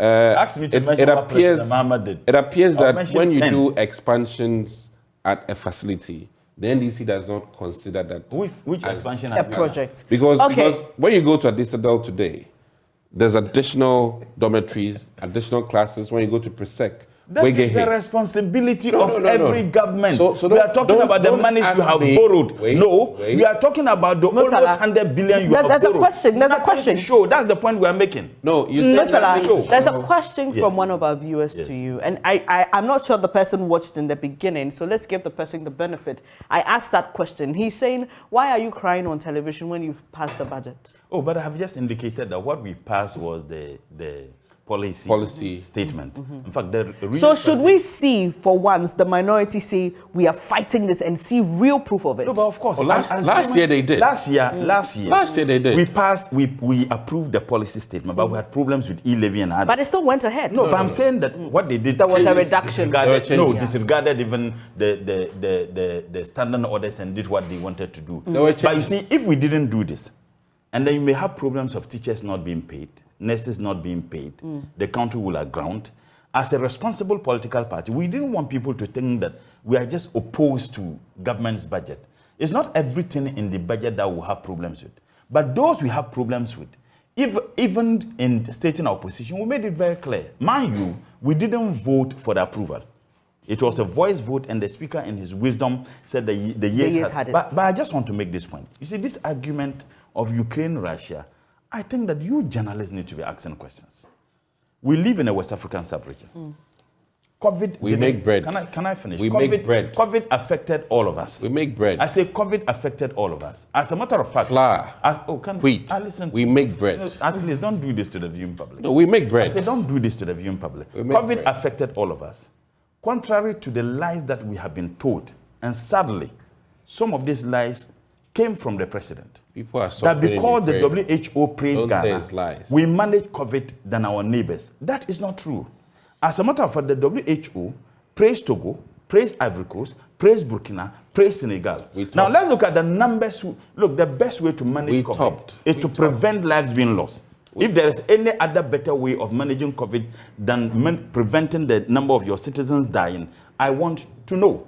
Now, if you look at the number of people who died in Nigeria, as of October, 3,155 Nigerians died. As of October, 1,456 Ghanaians died as a result of COVID. As of October, 275 Togolese died. Now, if you look at the raw figures, more people died in Nigeria than they died in Ghana. But in percentage terms? Calculate the percentage terms. And I even use 230 million. Nigeria is estimated to be about 250. Now, even if you use 230 million, can I finish? If you use 230 million, and you work the percentage of 3,155, you get 0.001%. Now, use 32 million Ghanaians. With 1,456, you get 0.005. So it means that more people died in Ghana than in Nigeria. When you raise the issue, they say, oh, we're doing more testing. No. Now, if you are doing more testing, you can't use just the death. please, when you raise the issue, they say, we are doing more testing. If you are doing more testing, then you should be able to prevent more lives because there is a cure. So it means that clearly we didn't manage it better than the president also in the address of the nation. An argument that is being made also today, and our colleagues, that, oh, the president said that inflation increased in Togo about 15 folds. You remember? The 15 folds. What's the name? Togo. How many folds? We need to, is that Togo 16 folds, Ivory Coast 7 folds, Senegal 11 folds? At what rate? As we see today, none of our neighbors went to the IMF for $3 billion in the name of COVID. Right. None of them went to the World Bank for $906 million in the name of COVID. My last point, I challenge multimedia. Because I have filed a question in Parliament before we went on break. The Minister for Finance refused to come to answer the question. I have filed the same question this time. He's refusing to answer it. My question is simple. How much have we generated as a state as a result of the COVID levy? How much did we spend in the provision of the water and electricity to some section of Ghanaians? Assuming, hold on. It's public record. How much is it? It's public record. How much is it? I mean, the figures are out. Which figure? There is no figure which is out. No. I said, which what figure? was spent on paying Ghana Water? I said, how much have we generated? In relation to the COVID how much levy. have we generated from the COVID? How much have we generated from the COVID levy? For this year? No, since they imposed that particular levy. Wouldn't that be extorting the citizens? Right. That if we have generated more than we have spent, will there be any justification in government continuously taking that tax? And mind you, Senegal paid the rents of citizens during COVID. They use COVID, the lives of people, to even rob us the more. That is the reality. Right. We'll be wrapping up shortly, but Dr. Adumaku Kisi, there's a story on the front page of the Republic Press. Government under pressure. NDC joins unions to reject bond exchange program. I remember when he was announcing the details of the debt exchange program, the finance minister literally courted the support of Ghanaians. He said, look, we are all in this together. A lot of people don't agree with that statement, but he says we are all in this together and we need to come out of the woods together. And so he goes on to cite the examples of Jamaica, Greece, talks about how Greece used legislation to forcefully get people to get onto the debt exchange program. We've seen a pushback. TUC, organized labor. Now, the Ghana Medical Association is saying if you touch our pension funds, we will go on a strike. They have warned government about that. Government appears to be under a lot of pressure, and I've asked this question to the experts, and I'll find out from you as a member of government and an MP on the NPP side. What if you do not get the support that you need to get this debt exchange program successful? What are the options? There are those who think that the IMF in itself is not the only option we could run to, but we did anyway. But what are the options if our debt restructuring doesn't go as planned? In fact, back to, as I was saying, I think that some of our problems, in fact, goes back to when school institutions were taken from the churches, because the churches were supporting government in terms of education. And even yesterday, I was like, you know what, if we won't even go back to then, can the churches, the Vatican, Presbyterian, Pentecostal, can the headquarters, some way, come and support our educational system? Because how were they supporting our education system? I went to St. Peter's, and I know that the Catholics were at least paying for the fathers that were teaching us. I mean, you know, and that was they were still mission schools. Yeah, but that's what he's saying. That's what he's saying. So if he says that they were paying for the I think we should allow him to end his point so that we hear what he's trying to say. So my key point, leading point. No. My key point is that where we are, maybe if I was even president, I'll send an entourage to the Vatican City and say, hey, listen, come support us a little bit. No, I'm just being, or wherever, if it's you know, no. Listen, we're in a situation where any additional support that defeats the Ghana Beyond Aid path. Would you be about Ghana Beyond Aid whilst you're dying? No. Let's be realistic. When things have changed, we ought to make changes. I mean, that's a fact. We have to. You're talking about making bold and audacious comments. So what are the options? My question is, what are the options? Coming back to the bonds, listen, pension funds, trust, you know, these are almost autonomous institutions that government should not have the upper hand on. And personally, if I manage a fund, I would wish to have zero control in terms of government managing or interfering with how I run my fund. And I'm very particularly worried about that, even though I'm also in government. But one key thing that the finance minister said yesterday, which was quite interesting, is that they're going to make it voluntary. But let me also add that... Yeah, that's my point. So voluntary means then that if the people do not come, you cannot force them. So I'm asking, what are the options if that is where, you know, it's going to be very interesting that the alternative solutions have to come to bear. And I really think that as further engagement is going on, the arrangements for the 2020, I think it's 2027, thereabout, and thereabout, those maturities and the amounts that will be paid off may be looked at again. And I'm hoping that appropriate adjustments will happen before a week from now. And that will be as a result of the engagement with all these fund managers and their stakeholders. After the announcement, which appears to be something that has been happening quite often. It's not set in stone. Let me admit that. Yeah. But why weren't they consulted prior to the announcement? What we are experiencing... You have the final word. We are wrapping up in 3 minutes. What we are experiencing is a symptom of how reckless this government is.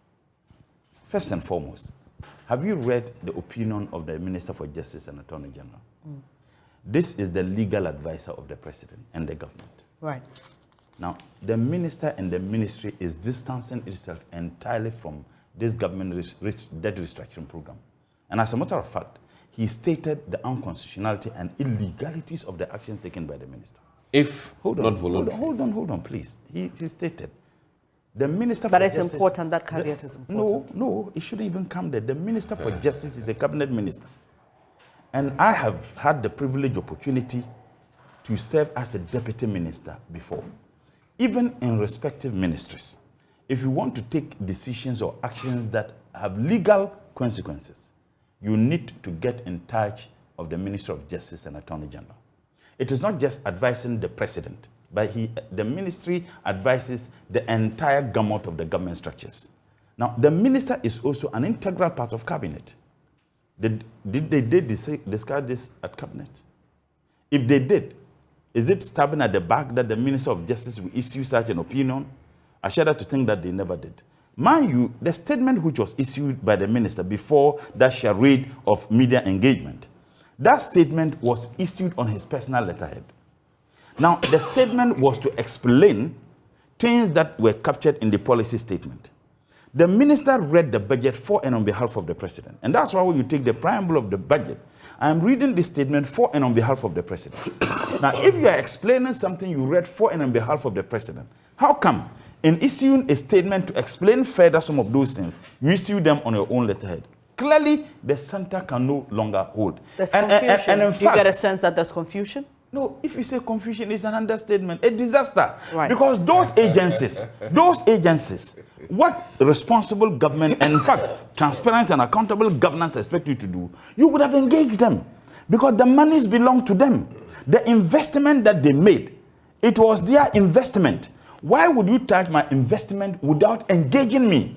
Now, if you look at the timelines that are given, this minister and this government is pushing responsibility to any government that comes after this moribund of government.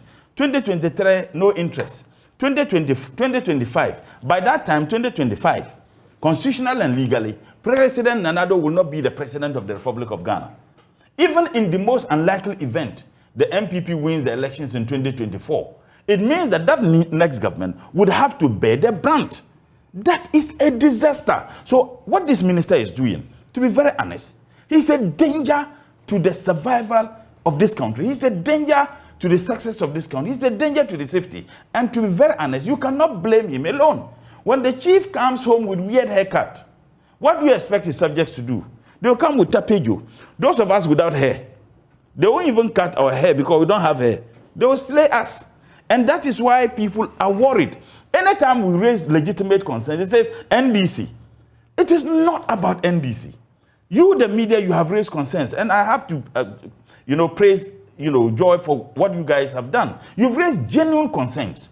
CDD have raised concerns. Imani, Issa, just yesterday or the day before, they've all raised concerns. Right. This government simply doesn't listen to anybody as long as it doesn't inure to the benefit of the Fouriates. That is the reason why we have the Thank you very much, Murtala Mohammed. He's MP for Tamale Central. Ending our conversation this morning, he was here with Dr. Dixon Adumakunkisi, MP for Anyasoto. We've been talking about the budget, which was passed yesterday. We're hearing from the minority that they have not reneged on their push for some of the taxes to be scrapped or re-looked at. They say they'll continue to push that despite the statement or the policy document being passed.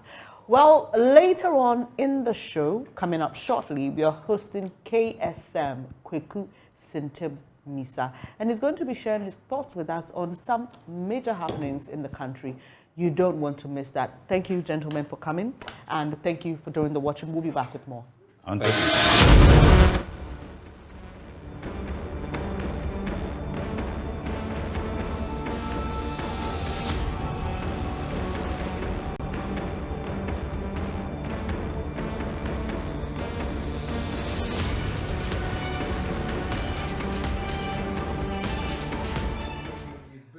So he's a satirist, he's an actor, he has his own show on television. He's a man of many things. I told you at the start of the show that we had a surprise for you. Well, let's unveil the surprise.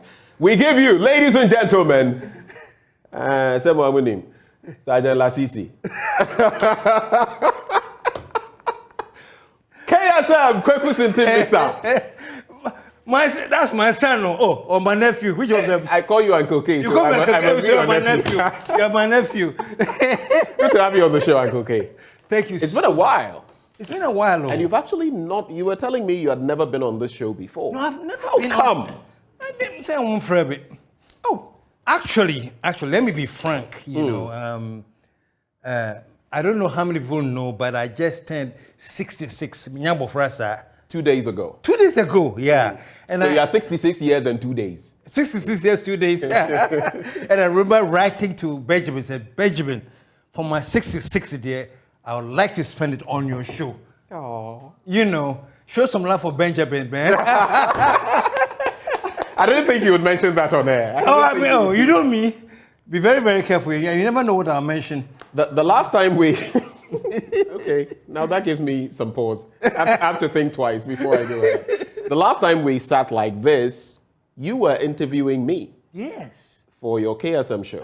Yes. And today I am interviewing you. Yes. Nephew and uncle. I'll try not to be. I'll try not to be. And I've been watching you, I said, oh, wow. But my nephew is of age now. My nephew is he's doing so well. I like to sit down and chat with him. So it means a lot that I'm with you today, you know. It means Nephew. a whole lot to us. Yeah. But first of all, congratulations on 66 years of wonderful impact. Thank you. Not just in Ghana, in the US, in other places.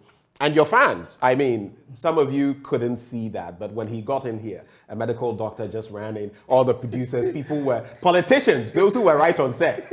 Everyone wanted a piece of him. That's just the figure you are. But Thank tell me, you. 66 years of life. And so you were born some 4 months before independence. I was born before independence. I was born Some 4 months because Yes. December. December. And it was in March. 56. Yeah. Yeah. So I was born before. I'm older than Ghana. You are older than Ghana. Yeah. Technically speaking. Technically. When you say in Ghana. What? I beg your pardon? When you say in Ghana. When you say Ghana, Ghana is much, but Now, maybe we should start from there. How have you been over these last few months, years? Yeah. You're very active on social media. We'll go there. We'll go there. But what has 2022 been like for KSM? Well, I think that the most critical thing, and honestly, one of the reasons I wanted to be here with you, because I have a very, very important message, and I was looking for a platform that I can deliver the message. And I said, thanks be to God, if I'm 66, maybe there are some important things I can share with Ghanaians. Right. Especially the young people. Especially the young people. Yeah. You know. And my nephew, I'm sure you probably know, but I've been through a battle with prostate cancer in the last year, you know. And actually, to summarize it all up, I actually had to go, I was in the US and I had to go through protectomy. I think that's what they call it, the radical protectomy. Or, you know, that's a very radical surgery to get rid of your entire prostate, you know. Wow. Yeah. And it started when a friend of mine told me he was now working with the American Rejuvenation Center or something.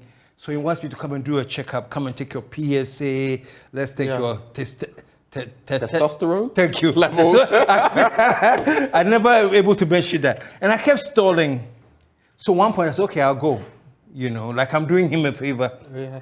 And when I did the checkup, the guy said, actually, your PSA levels are very, very, very high. Wow. And I'm not comfortable with your PSA level. I knew they were going high, but honestly, I feel well.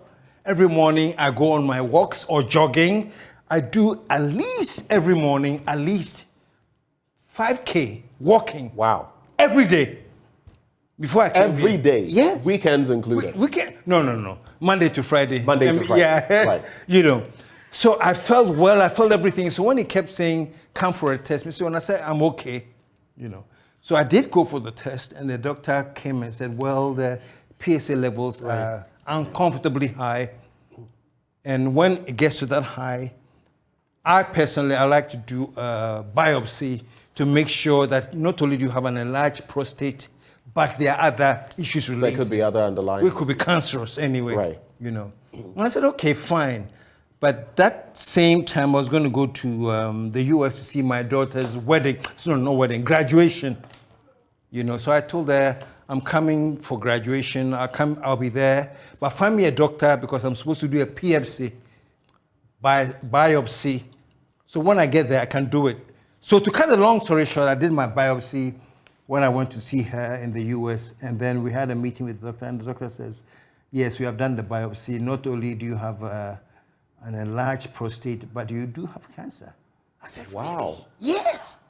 And here's the thing that I really felt it was important for me to come here, Benjamin. I didn't have any symptoms. Nothing. Nothing. I go for my walks. No tiredness. No tiredness. No lack of appetite. No lack of like appetite. No blood in stool. No blood in urine. No painful ejaculation. All of this is supposed to be. Did it affect your libido? No. Your libido wasn't affected. I was good. Hey, Massa. You know, so I wasn't worried about anything. But when I went for the biopsy and the test results came, they said no. It doesn't look good. Wow. Yeah. And so when was this? Last year? Yeah, this was last year. January, actually. That's when I went for the test. Was this the first? I mean, you spoke about always wanting to check other things. So this wasn't the first time you were checking your PSA? I do check out the PSA, but it was sort of rising, but I didn't care. because I was well. I do my workouts. I don't have any of these symptoms, you know. Getting towards it, I started incurring, the only symptom I had was frequent urination. Okay. You know, whether every 1-2 hours I have to urinate. So that's what I realized, that there's some difference, yeah. Other than that, none of the symptoms. And none. It's very important what you're saying, because first of all, nowadays, some 30-year-olds and stuff are getting prostate cancer. Yes. At my age, I mean, this year, Yes. I've done a PSA. Yes, please. Because we must start doing these. And no, thankfully, it was a very low, incredibly healthy rate. Fantastic. But most people in their 30s now, 40s, are getting susceptible to some of these. Yeah. And I hear there's something to do with Africans and African Americans. Yeah. You know, there are different diseases and different races that are susceptible to them. Apparently, we have some susceptibility. Yeah. So with everything we eat and for some people, lack of exercise and all of that, we all have to get into. Thank you. Yeah. So this is going for all black men, especially, Charlie. If you are listening to us right now, you are above the age of 30, especially above 40, please go and do your PSA checks. Please. Very, very important. You may not feel anything. And Benjamin, what I realized was that there's a difference between being fit and being healthy. Yeah. You know, I'm a fit guy. I go for my walks. Every day then I'll do even the Bree Mountain. And I am fit. Oops, I'm sorry. It appears the chair is leaving you for all your fitness. I am fit, but I wasn't healthy. And there's a stark difference between that. There's a stark, so you can be fit, your vitals can be good and everything, but maybe you have a kidney problem that you're not aware of. Maybe there's something going with the liver that you're not aware of. And only checkups, please, only checkups can help you find these things out. Okay, so I'll allow you to sit properly while I actually engage. So we're having a conversation. It's a bear it all conversation with KSM, who joins us in the studio. What then would you say this has taught you? Just briefly on that to conclude on the health bit. Please, and maybe what would be your caution to other men? The only thing that taught me was that I thought I was fit and healthy. But my checkups made me realize that, yes, I was fit, but I wasn't healthy. I had a health crisis, you know. So how are you dealing with that right now? Well, fortunately for me, because of insurance issues that I worked in the States before, and my wife also worked in the States, so we have some insurance coverage. Accruing, right. Accruing, yeah. So the way I'm dealing with it is that I went to the US, and that's where I got my surgery, you know. Came back after the surgery, did my PSA test, and realized that the numbers were still going up. Wow. Yes. After I had the whole prostate removed, now the whole prostate has been removed, you know. And when I came here, they said, you send us monthly reports of your PSA. They were still going up. So the organ had been removed and it was still going up? It's still going up. What was with that? So they figure that there are probably some, they call it lymph nodes. I don't know. Lymph nodes. Yeah. But there was probably some cancerous tissue still left. Still left. So my next option was to go for radiation. Right. So I went back again and did the radiation for 31 days. Every day for 31 days, I was on the bed for radiation. What was that experience like? I know for some people, your hair falls off, your teeth could, your gums could bleed and all of that. What was it like for you? No, fortunately, that was my biggest scare when they told me that actually we have to do radiation. And I said, oh, so I'm going to lose the small hair that Omar is keeping. And they said, no, those effects come a lot from chemotherapy. Oh, okay. This is not chemotherapy. Radiation doesn't. This is radiation, right? And it won't affect it that way, you know. So I went to radiation for 31 days. They gave me 31 episodes of radiation, and then finally I came out. And the last test that I did, I sent it back to them, and they came back and said, finally we can say that we have detected no traces of cancer. You know, I think it's only fitting. Utinkwa. So, folks, all I want to say is that the only thing that has saved me is the early checkup. Right. Because with early detection, something can be done. Something can be done. Most of the times when it gets to a point where it is too late, it's because it was not detected early. Yeah. And my own brother, my eldest brother, may he rest in peace, he was the, what do you call it? In the Achima Boankra, he was the Achampini for Achima Boankra, and he was a banker and everything. And he died. He was only 62, you know. And he didn't have early detection. Wow. When he discovered it was quite late, you know. So please, I'm just here to say, do the check-up. Because once it is detected early, something can be done. In fact, with most of the cancers, most of the cancers? Are detected, yes, you can do something, even in children. Mm-hmm. But if you leave it to get to a certain stage, there's Yeah. practically nothing you Yeah. can do because we have no cure for cancer. We have no cure. Yeah. Once Yeah. again, Utrinkwa. We're glad you're still here for the 66th. we pray for decades more to come. Thank you. Spent with us so we can tap into you. But having spoken about that, I'll go back to the bit about you are actually 4 months older than Ghana is. Mm-hmm. Mm-hmm. How would you compare? You lived through the Nkrumah era. Mm-hmm. At least you didn't see much. Yeah. You were very little. Yeah. But you've seen administration after administration in this country. When you juxtapose growing up and what you saw to now, I was listening to the Bishop of Jasikan today in the news talking about then and now and how things have unraveled, so to speak. What do you see? What are the differences? Where are we getting things right? Where are we missing the plot? I think where we are missing the plot is that Ghana has gone haywire. Ghana has gone haywire? Yeah, we've gone haywire. How you so? know. There's so much indiscipline, and it creeps through the whole fabric of society. Indiscipline is at its peak, and I think that is why we are suffering. There's no discipline. There's no strong sense of, if I will, leadership that is taking control of things and saying, no, this can be done, this is what we want, and let's follow this path. You know, it's like Bibia you lose, Benjamin, you know, everybody does practically what they want. You know, so I think, unfortunately, Ghana is at the point where, you know, we are going with the flow. Whatever you feel good about, just do it. And wherever the waves hit us, yeah, we go. Because the system has become so tight, say everybody back. You have to do something to survive. You have to do something to add to whatever you're doing now in terms of a regular income, or maybe you don't even any income. You have to do And generally, the thinking is like, I have to survive. And how I survive there is up to me, you know. And so even you have had to, I mean, on the back of the economic times, inflation is what it is, 40.4%, exchange rate. We all know that our debt issues, the banking issues, KSM2, they do papa. Once over, I have to do well, I have to do things and explore other dimensions. Explore other options of getting revenue, because I can't live around revenue, basically.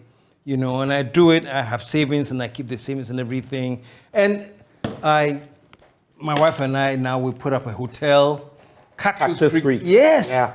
Your little hideout. Yellow house. And I'm thinking, okay, you know, at least we have put our investment in something to help us in our as you older years, as we retire. We have, you know, but everything is shaking now.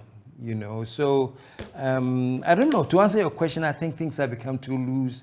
There's no strict center that is holding anything together. It's like everything is loose, and that's my worry. You know, basically. And you look at our recent budget, and you're not a finance person. You're not an economist. You're into comedy and film and all of that. You were in NAFTI way back when. Yeah. But what do you see, basically? There's been so much talk in recent times, for example, about a debt exchange, debt restructuring, so to speak. Do you have any hope when you look at, so this is a ship, Ghana is a ship. The president and his team are the helm, steering the ship. Yeah. What do you see? How confident are you? We've been told that we're in a crisis, but for you, what do you see? You've lived long enough, you've seen it all. Yeah, I like your reference to a ship. I think I read something that says anyone can steer a ship, but it takes the captain to actually control the destination of the ship, where the ship is going, you know, to understand the radar, to understand everything that it takes to understand where the ship is going. Other than that, anybody can steer the ship, you know. And I think that what is missing is a great captain that's seen the broad picture and is actually steering the ship. What I feel is like everybody is trying to steer the ship, and it takes only one strong captain to direct to come up with the direction of the ship. Have we had such a person with that sense of purpose, that sense of direction in the Fourth Republic? Let's stick to the last 30 years. The last 30 years. I am very biased because I'm an Nkrumahist even before I was born. I don't know why. Even before you were born? Even before I was born an Nkrumahist, and I believed in his ideals, and I've grown up to understand why he was looking at Africa at the broader level and everything that he was thinking. I have my little disagreements with him here and there, but generally, my bias is that, you know, I was born an Nkrumahist, you know. And I think we strayed away from the direction that would have gotten us to where we are. Let's talk about the MPP for now, because they are the ones in power. And all I can say is that I'm very, very, very, very disappointed that they lost the plot. They lost the plot? They lost the plot. Because the plot coming in was Ghana beyond aid. Hallelujah. That's what we need. Look, I am 66. Ghana is what? Almost 66. Yeah. We've gotten to the age where we should do things beyond aid. We have to stop begging. We have the... Beyond baby steps. Thank you. And I was so happy when the president was talking to Macron and he gave it to him, and that speech, I think, reverberated through the world, actually. Finally, somebody has risen up from Africa, and he's going to confront this imperial, you know, Abrofo with the Abrofo and their control. This man seems that he wants Ghana to take control of things. Let's go beyond this aid thing. What can we do for ourselves? He was lamenting that Africans were crossing the desert and going to do menial jobs. Why don't we create a healthy environment in Africa so that these young men can stay? And I was like, yes! We lost the plot. How did we get where we are? You know, we went back to the same old thing that has crippled this whole Fourth Republic with, you know, borrowing and seeing that every external aid that we borrow, that's what is going to save us. But it didn't. I was very, very worried when we landed a loan or sold some bonds. We were so happy that we had a Kenke Wache party. For me, that was a red flag. You've gone and gotten so much bonds, so say, Ubabe celebrated with the Kenke and Wache party. No! You're referring to the finance minister. whoever the cap fits, so let them wear it, you know.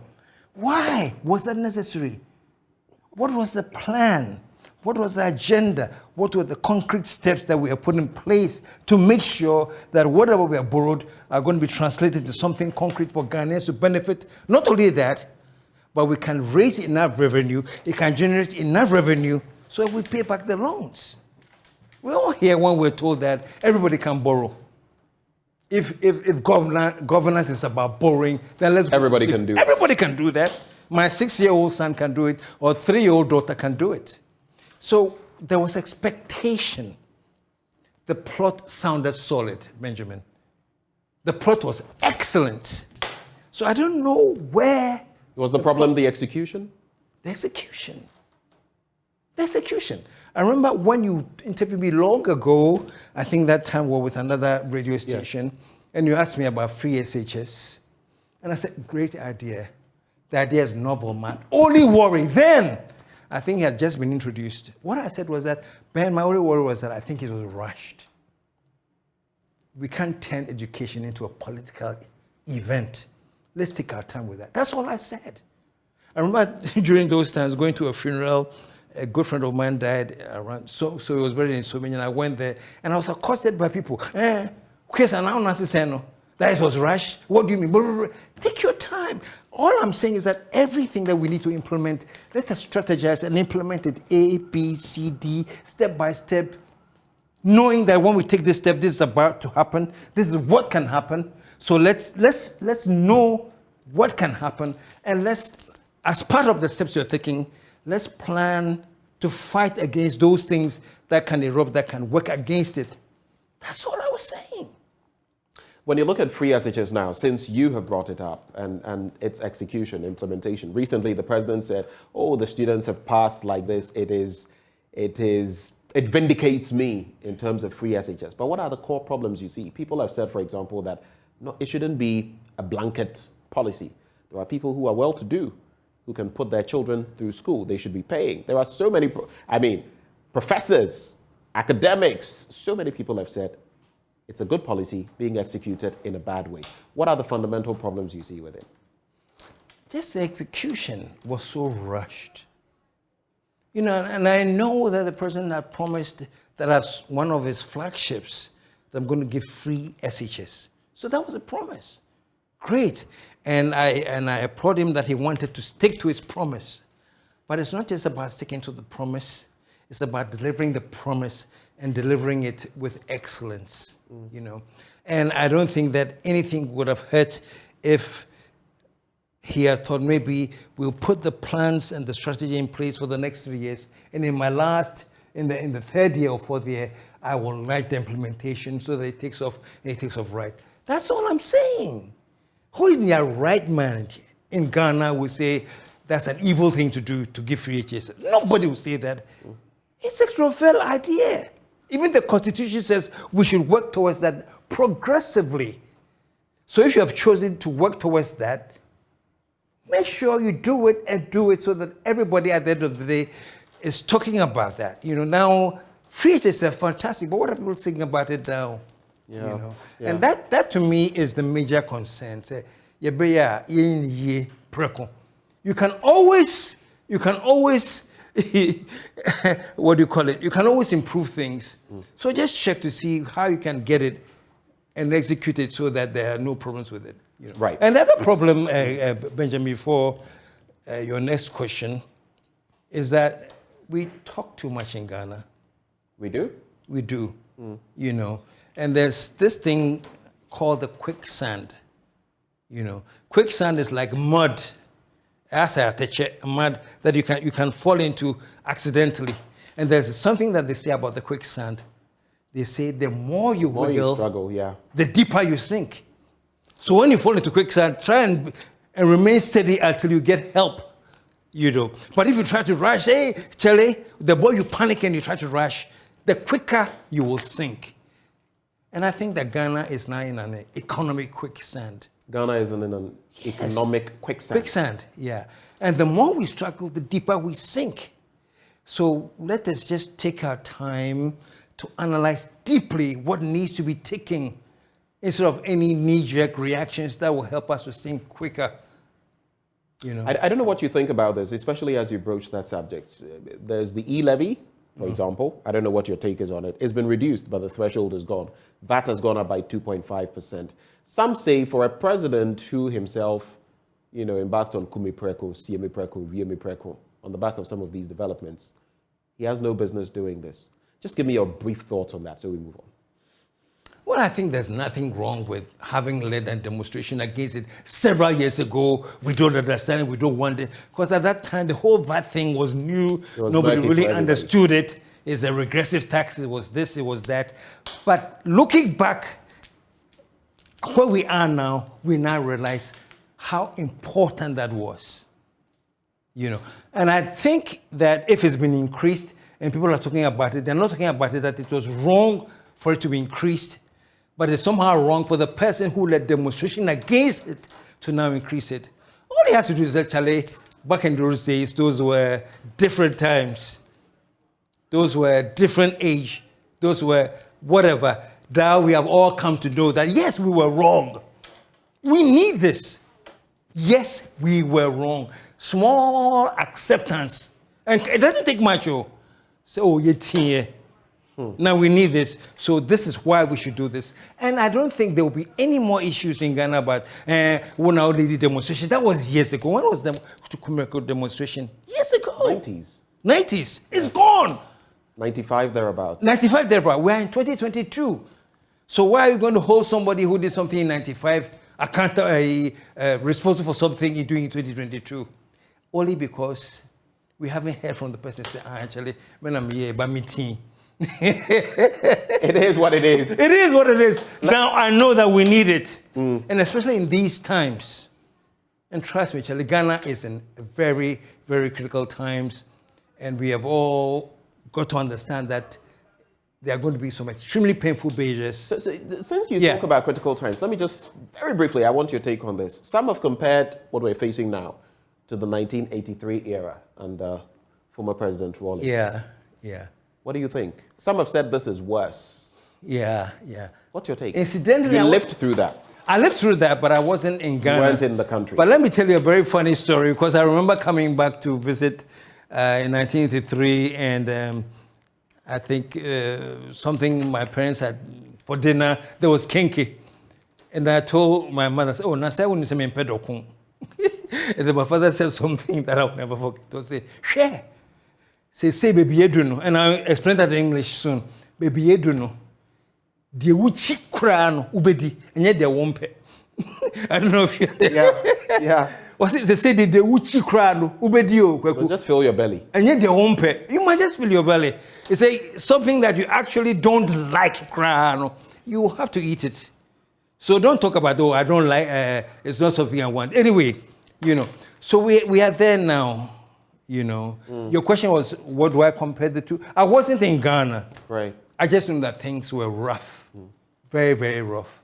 And all I know is that when it comes to rough times, it demands stricter actions and stricter measures, So we have to brace ourselves because it ain't easy. That's all I can say. And yeah, easy. Now we're at the doorstep of the IMF. But one thing definitely that people have been talking about recently, former President Kufuor had cause to talk about it as well, the numbers in government. You remember when this enterprise started with the MPP in power under Kufuor? He said he was a man in a hurry.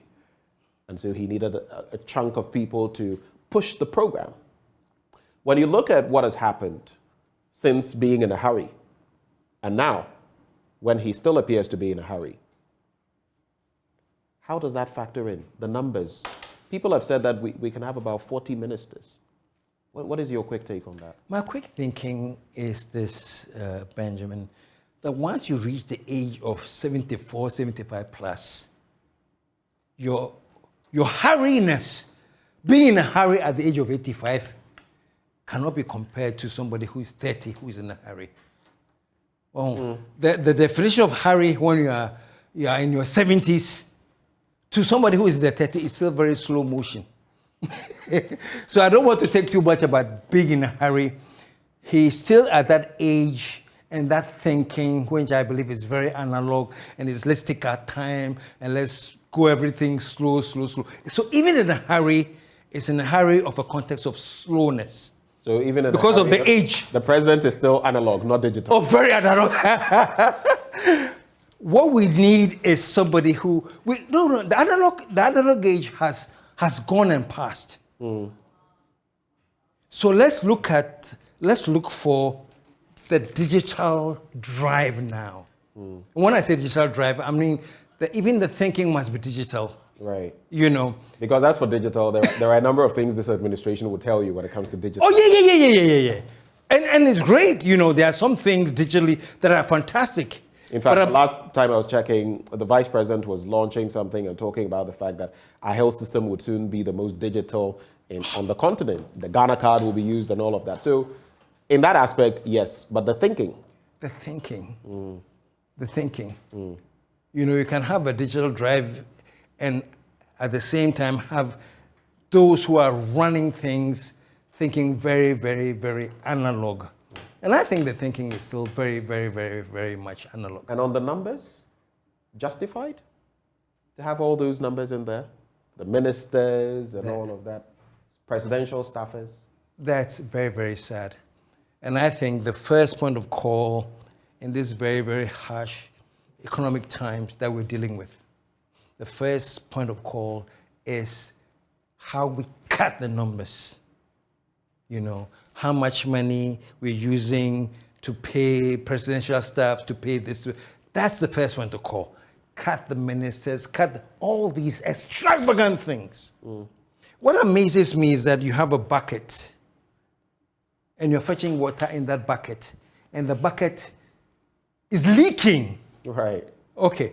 So your duty is to look at the bucket and seal all the leaks. But what we do instead is that, Charlie, the bucket's leaking. So instead of putting 1 gallon of water, let's now put 3 gallons of water to make up for the leaks. Right. Let's pump how much more water we put in it. And it still leaks. So the solution is to seal the leaks. Right. And I think there are too many leaks in this country. And the government that will come and decide, Charlie, I'm going to seal all these loopholes, they would have gotten it right, you know. But you can't be talking about, yes, we have a budget, we have to do this cut, and at the same time, we have all these loopholes that are open, that is draining the country. In other words, we must drain the swamp.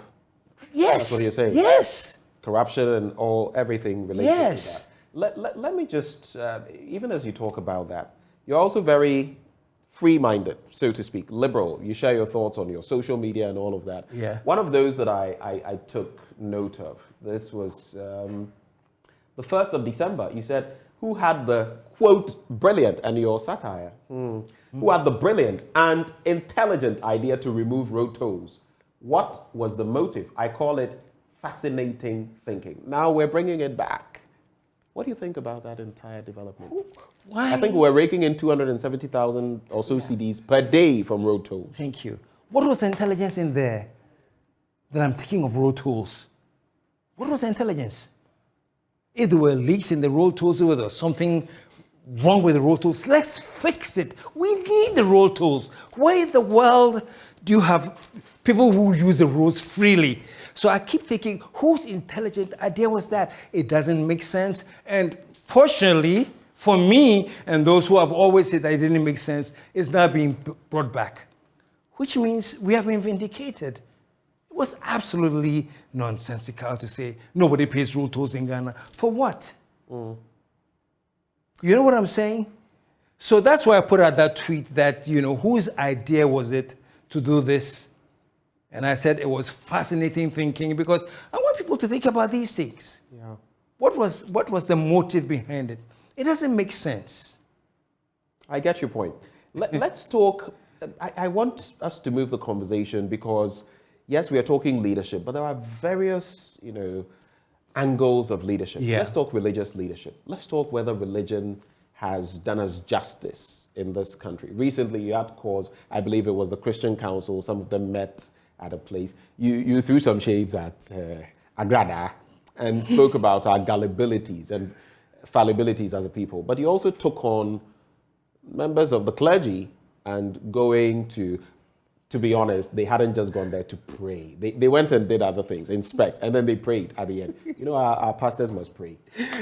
Has religion, so to speak, not just Christianity, everything else, traditional African religion, Christianity, Islam, have they done us justice in this country? Because people are also quick to point out there are other developed countries that are not necessarily religious, but are doing very well. What is wrong with our religion? What is wrong with our religion is that it is infused into us the sense of this, everything is being controlled by God. Everything is by God's will. Is it not? No, it isn't. God gave us intelligence. God told us that I'm going to give you the right to make your own choices, Benjamin. Right. But this is it, too. When you make your choices, be aware that your choices come with certain consequences. You're free to make the choice. You have free will. You're free to make the choice. It is your decision to make the choice. So make it. But be aware that whatever choice you make will come with certain consequences. Right. So we make those choices, and then when the consequences come, we say, oh, well, why do we have these consequences? Then we go to God to pray. Oh, God, remove these consequences. Was it be not deceived? God is not mocked. Whatever a man soweth, that shall he reap. So what do you mean by going and you go and sow a whole bunch of apples? And then when the time comes to harvest, you go and tell God, oh God, now come with oranges. That's what God is dealing with us in Ghana. Yeah. What's it about you guys? You sowed apples? Why are you not complaining that you have apples but you want oranges? Why didn't you sow oranges? Yeah. And that's the state where religion has put our minds, that we believe that it doesn't matter what we sow, we are entitled to certain things from God. And we have got it all so wrong. When I hear people say, oh, let's go for a 21-day fast for Ghana, I think, are you really serious? You don't fast to improve the value of the city. You don't pray for that. Do the things that are needful. Sow the right seed and you reap the right seed. But don't sow the wrong seeds. You import everything, including, a friend is saying, second-hand Andes and second-hand bra. And you want your dollar to rise. These are common sense things that we refuse to understand and refuse to practice. And then we go to, I said, God is working overtime in Ghana. God will bread. Nyamia bread. Yes, the boys are bread. And I'm saying here today, saying, Nyankupos will bread. All you prophets and men of God and name, go and ask God, say, Ghana, Eba Ghana, Omune Yana. I mean, common sense. Nyamia bro. And when I talk about these things, they will curse and call you atheist. It is me. Yeah, and I was going to bring that up. There are some people who have, the rumor mill. Yeah. Oh, yeah. KSM doesn't believe in God. KSM is... Because you had a Methodist, one of your parents, or is it both of them? My father was a Presbyterian church. He was the moderator of the Presbyterian church, which means he was the highest. Wow. Yeah. And he was the only one that served for 3 consecutive terms. It was 4 terms to be moderator. He served 12 years. Wow. And after that, they went to the synod and said, Charlie, let's bring a law that you can't serve more than 2 years, because I feel you'll be a lifetime moderator. So yes, I've come from I'm brought up in the house of a moderator of the Presbyterian Church of Ghana. And I'm very, very, very proud of that man, Are you still Presbyterian? Well, now I just basically have a relationship with God, but it's not guided by any church Any particular denomination? No, it's not. It's not. Do you go to church? No, not really. Why not? When church, I think for me, when I go to church, I want to come to church and hear a pastor that is talking about something that is relevant and applicable to my life now. I don't want to come to church and then you're talking about what Israel did some years ago, and Israel conquered the Philistines and things like that. Talk to me about KSM. This is your situation today. This is Ghana's situation today. How do we get out of it using God as our guideline or whatever? But I don't get that. But it's the same God. I'm sure your father, the Presby moderator, is the same Bible he used. And these words in there, these books in there, also teach us something about real life. These are experiences of other people that we Fantastic. can It's true. 2 things. 2 things. For me, I think the Bible is a great book, like many other great books. The Bible is not exceptional. The Bible is not like this is divinely inspired by God, so everything in it must be taken word for word. You don't think it's divinely inspired? No. Right. No. My biggest problem is this, and this is where people misunderstand me. I do not say I don't believe in God. I only say that I believe that the God that I served, the God that I love, the God that I worship is not the same God that you have written about in your Bible. That's what I'm saying. Okay. And so why? You think all of that was cooked up? For the most part. People sat down to write about God, and they wrote about God the way they understood how God will work. But that's how God reaches us. Trust me, Benjamin. If somebody was writing about God today, the book of life, there's this big book that had all the names of all the people in this world. Imagine billions of people in the world. Oh, there's one big book that has all the names and the record of people. If somebody was writing about the Bible today, they'd probably say God has an app that when you download, it has everybody's something. They wrote at the time that they were writing, this is what was real for them, and that's what they wrote. They wrote believing that God was a man like me and you, Benjamin, Look at the story when they say God was testing Abraham. He said God wanted to test Abraham to find out how Abraham was loyal. So he says, Abraham, take your only son Isaac and go and kill him. We test Abraham. That's God. Meaning, I don't know about Abraham. I just want to test him. So Abraham takes his son, and just before he kills him, God says, hey, hold on. Don't kill Isaac. For now, I know. For now. Which simply means, I didn't know. Abraham, I have to test you. This is not the God I serve. The God I serve knows. And according to the same Bible, he knows even the amount of hair on my head. Yeah. Why would you now put out the same God and tell me he wasn't sure about whether Abraham will kill Isaac or not? So he had to test him. And just before Abraham, he said, hold on. So you think God doesn't test people's loyalty? No. Like we see with Job, for example. No. God will allow you to go through tests. Okay. And when you go through the test, yes, you yourself now says, have an opportunity to evaluate yourself. How did I do in this test? So he will allow you to go through the test so that you yourself can evaluate how you performed. But it's not like he didn't know. It's for your benefit. So KSM believes in God, but you don't, all these channels, Islam, Christianity, traditional African religion. Thank you. And even the Bible, you don't believe in that. No. So how do you serve God? How do you worship him? How do you express your faith in God? How do you express it?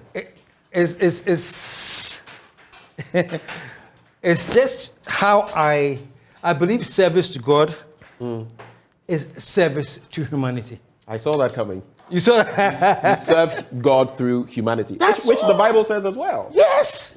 And that's to be end of discussion. How do you serve humanity? Okay. How do you, as an employee, you're working, you have a driver who works for you. That driver is not making that much money because and at the end of the month, you go and take the money that you have used to help the driver and tithe. And no, I'm fine with God because I pay my tithe. God has said, no, pay your driver well. Serve humanity. Right. You're serving God. You don't see God. You have only your faith. So how do you do things for this God and ignore your own brother? It's in the Bible. It is. That's why I say that I believe certain parts of the Bible are very, very good. And then there are certain things too that needs to be reviewed. Okay. And to be just a few more matters in some 3-4 minutes. I want us to wrap Sure. Since we're talking religion now, how do you feel about our national cathedral and the sums of money we're pumping in there versus just this morning we're looking at a school in Adregano, Adma, I think. Dilapidated structures. You know, in Tanzania, they are scrapping Independence Day celebrations. They are saving about $445,000. Thank you. And they are pumping it, guess what, into schools. Thank you. National Cathedral. What do you think? Very briefly. You've answered it. What is the relevant thing? Where is the priority? And especially at this Ghana time, at this Ghana right now, that we are begging the IMF to come to our assistance, this EC Cathedral, so that we can worship God. Are we joking with God? Did God tell us that he was homeless? You know what I'm saying? It doesn't make sense. And the same Bible that they use and that they have, how many, all these board of directors who are pastors and things, I refer them to go to Luke. I don't remember the exact scripture, but Jesus Christ himself said, who is intending to build a tower will not sit down first and count the cost. What does it mean? Even Jesus said, shall I strategize you? At this time of your country that you are begging INF for no coffee, cathedral at this much of time, does it make sense? So for me, it doesn't make sense. If Akufo-Addo make a personal good pledge to God that I will do it, it's between him and his God to go and clear all that land and say, I'm going to. For me, it doesn't make sense. It would have been different if we were making money now. Ghana was great. But at this time, the people are even worried about their pensions. Cathedral. So that God will say, oh, Ghana for the only good part, they build a cathedral. You know, there's something, it's very analog. It's very analog. Very. When the finance minister is talking and he quotes these things, I say, finance minister, analog kakra. Come to 2022. Yes. Let's wrap the conversation. Just two things, and I want you to be very brief. I can't have a conversation with you and not talk the creative arts. Yes. And I can't forget the malapropism. Do you know the line I'm referring to? Which one? I am Master Sergeant Lasisi, Commander-in-Chief of all the sergeants in Ghana. We shall not leave any turn unstoned. Instead of any stone unturned. I'll never forget those lines. The creative arts in Ghana. Yeah. Are we doing well? Is it sick? Is the industry sick? Are we seeing enough? And maybe to wrap the conversation, you attended both Presec and Prempe.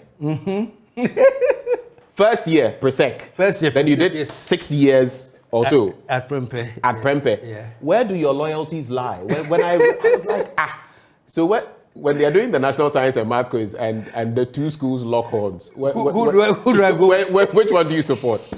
Very, very, very, very difficult question you've asked me. Because I'm that dear by I don't know, that's why. By default? By default, me or that dear.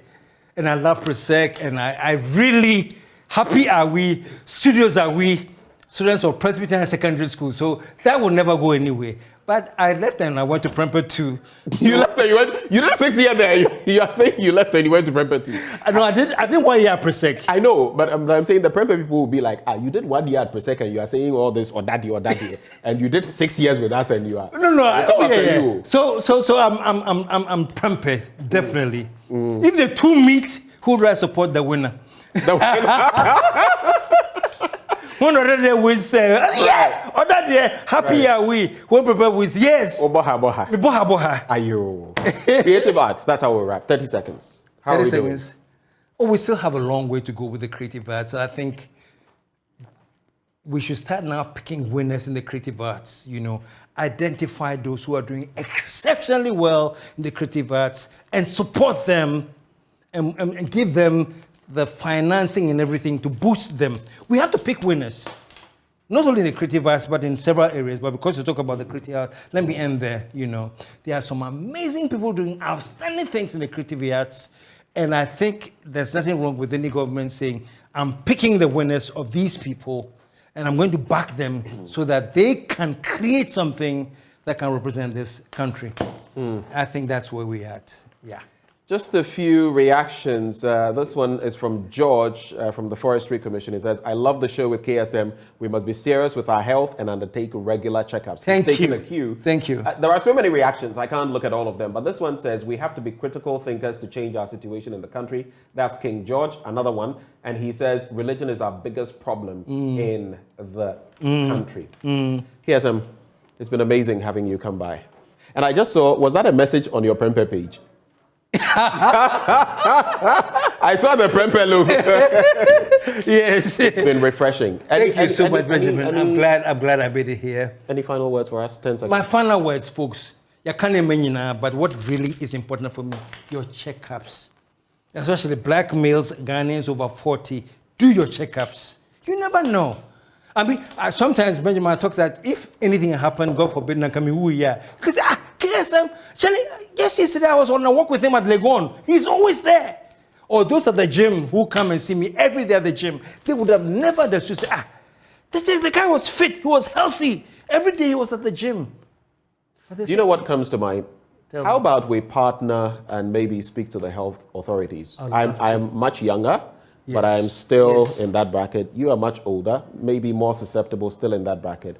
How about we collaborate, speak to the health authorities, and maybe champion the cause of prostate health? I would love to, man. Let's seal it. It's a done deal. It's a done deal. Benjamin and KSM on prostate issues. Yes. I think we could, both from our small place, do something. Perfect. Sensitize the public. It's a done deal. I'm ready when you are. Thank you for coming. Thank you. We've enjoyed you. My pleasure. My pleasure. Kweku Sintim Misa, do I need to say anything else? You know him already. Man of many things, and he bears it all. If there's any fire after this, he would have left. We'll have to douse the fire with our fire extinguisher. But it's been so good having him. Stay with us, because up next, we're going to take your thoughts on all the matters we've discussed today, from Parliament and the budget and all the community, including health and what KSM has shared with us. Stay with us. We'll be right back.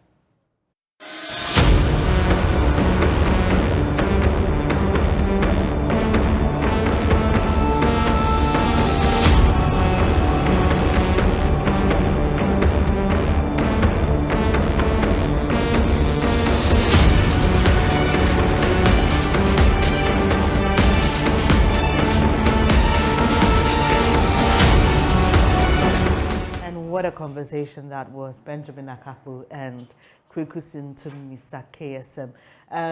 I just think it was a conversation from the heart, honestly. Obviously, where he starts from sharing his health status, how he had to overcome cancer. And some of the stuff we discussed was not like, were not planned. We didn't plan them. That's what I'm saying, it's a conversation from the heart. And what a sermon he gave there about we as a people understanding, even for those of us who believe in God. We just need to understand that things don't just happen in the snap of a finger. No, they don't. You need to put in effort, and God will bless you. You must do. I feel like preaching, and then God will add the pa. I feel like preaching this morning, but that was a good one. Well, it's now time to hear from you. Share your thoughts with us. The numbers to call on your screen: 030-221-1691, 030-221-1691, and we'll be glad to share your thoughts with the rest of the world. You can discuss anything we've spoken about today: debt restructuring, the budget being passed in Parliament, the minority kicking against some taxes and all that. And Benjamin, I mean, look, we are where we are. And KSM said something quite profound, and I think a lot of people don't think about it that way. For a 70-year-old, what may be hurry or doing things quickly may not be the same for a 30-year-old. Maybe slow motion for So we're all in the person. same country, but we all have different perspectives to life depending on where we are and where we are sitting. You understand? Well, we have a first caller from Tamale, is it?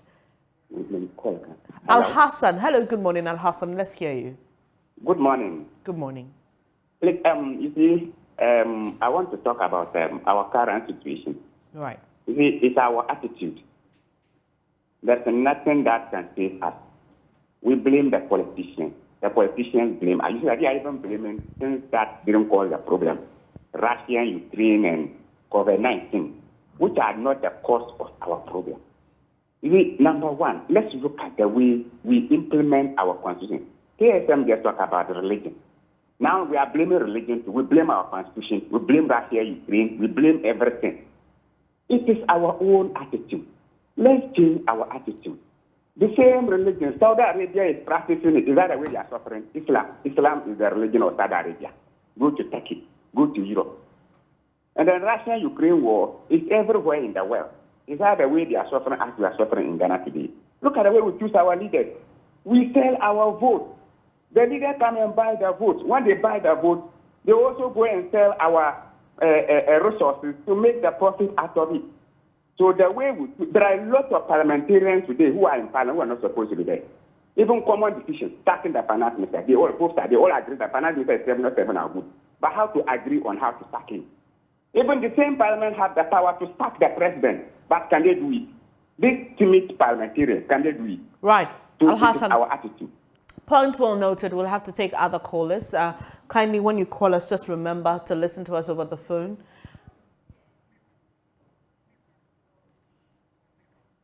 Well, we have a caller from Biko? Pig Farm. Hello, Biko. Hello, Biko. Hello, good morning. Good morning. Please, let's hear you. Yes, I was listening to the conversation between Benjamin and KSM.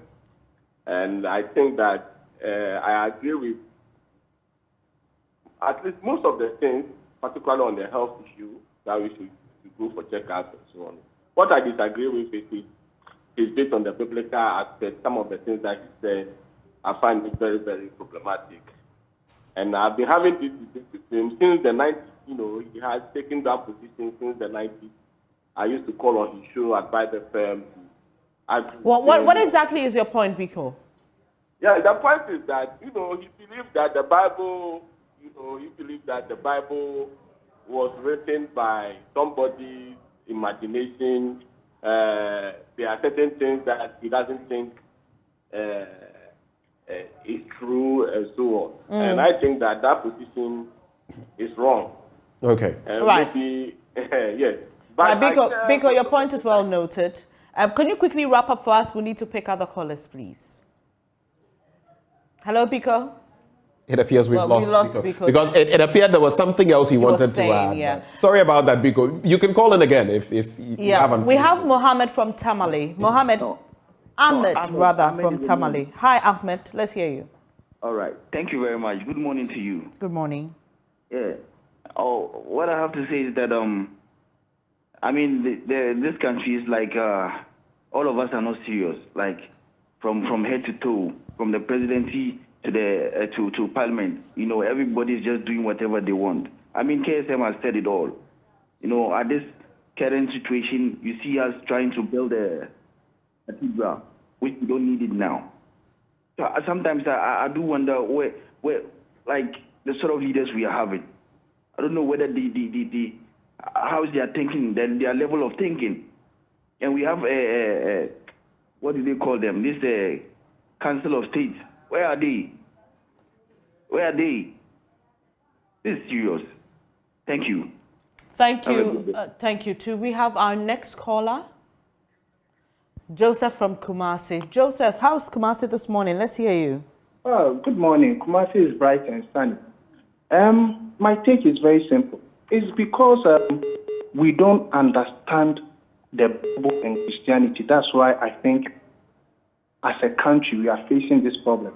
About 70% of us are Christians. Now, the Bible tells us that if you are doing something that is wrong, then first of all, you need to admit that what I'm doing is bad. So that is why we have repentance. If you don't repent from your sins, there is no way we are going to change salvation. So as a country, all the bad things we are doing, we need to first of all pull the brake and say that enough is enough. What we are doing is bad. What we are doing is not good. Then how do we move on going forward? Then that is when we need to sit down and plan. But if you continue to do the same things, we recycle them and continue to do them, we can pray and pray and pray all we want. And we will never have change. We have some clergy go to Galamsey sites to pray. Has it stopped? It won't stop because we haven't done the needful. Right. Unless we do the needful, it won't work. Thank you for sharing your thoughts with us. Our last caller is from Burma Camp. Hello, Godwin. Good morning to you. Let's hear you. Hello, Godwin. Oh, too bad we lost him, Benjamin. Godwin was going to be our last caller. So, I mean, all right. I'm told we getting a call through. Is there a call coming through? All right. Emmanuel, you are our last caller. Let's hear you. Hello? Hello, Emmanuel. We can hear you loud and clear. Please share your thoughts with us. Thank you very much. It seems, Ghana, one of our problems is we are always pointing out the problem. We are always pointing out the problem, but we are not looking for the solution, right? So my problem is we should also, the more we are pointing out the problem, we should also look at the solutions. Because when we enter something like agriculture, we have a lot of products that we can produce and then export it.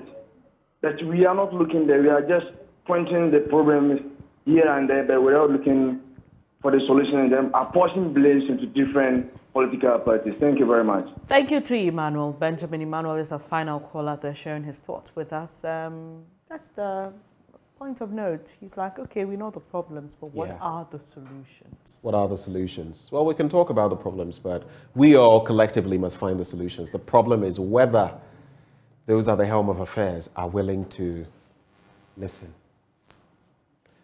Let's wrap. The Ghana Revenue Authority wishes to inform the public that persons wishing to apply for tax clearance certificates should do so online via or download the Ghana Taxpayers app on Google Play Store or the App Store. Applicants who visit our taxpayer service centers will be assisted by the officers of the authority to put in their applications. Applicants are also required to indicate the taxpayer identification number of the institution or organization requesting the certificate so that they can receive a copy.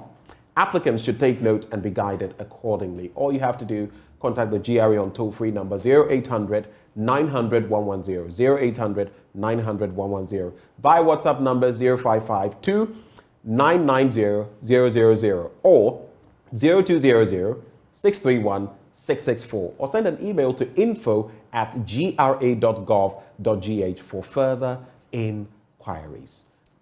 Well, the GRA also wishes to inform the general public, especially persons registered for value-added tax, that's VAT, that the Domestic Tax Revenue Division has commenced the implementation of an electronic invoicing system of VAT, which is referred to as EVAT. Now, this involves integrating the invoicing systems of VAT-registered taxpayers to the Commissioner General's invoicing system. Kindly contact GRA's toll-free number on 0800 900 110 or via WhatsApp on 055 299 0000 or 020 063 1664. And on that numeric note, that was a lot of zeros at the end. Yeah. It's been another fun day. Another one Yeah. bites the dust. Wednesday gone. Yeah, Wednesday gone for Tomorrow we'll be us. back, Yeah, and definitely. we'll God be here willing. to do the do. Yeah. And 9:57, so some 3 minutes till Joy News Desk. Yeah, is up. and you know, they'll be following up on the current happenings and bring you analysis as well. So do stay here on the JoyNews channel, your most credible news source. But from Benjamin and I, it's goodbye for now. See you again, God willing, tomorrow.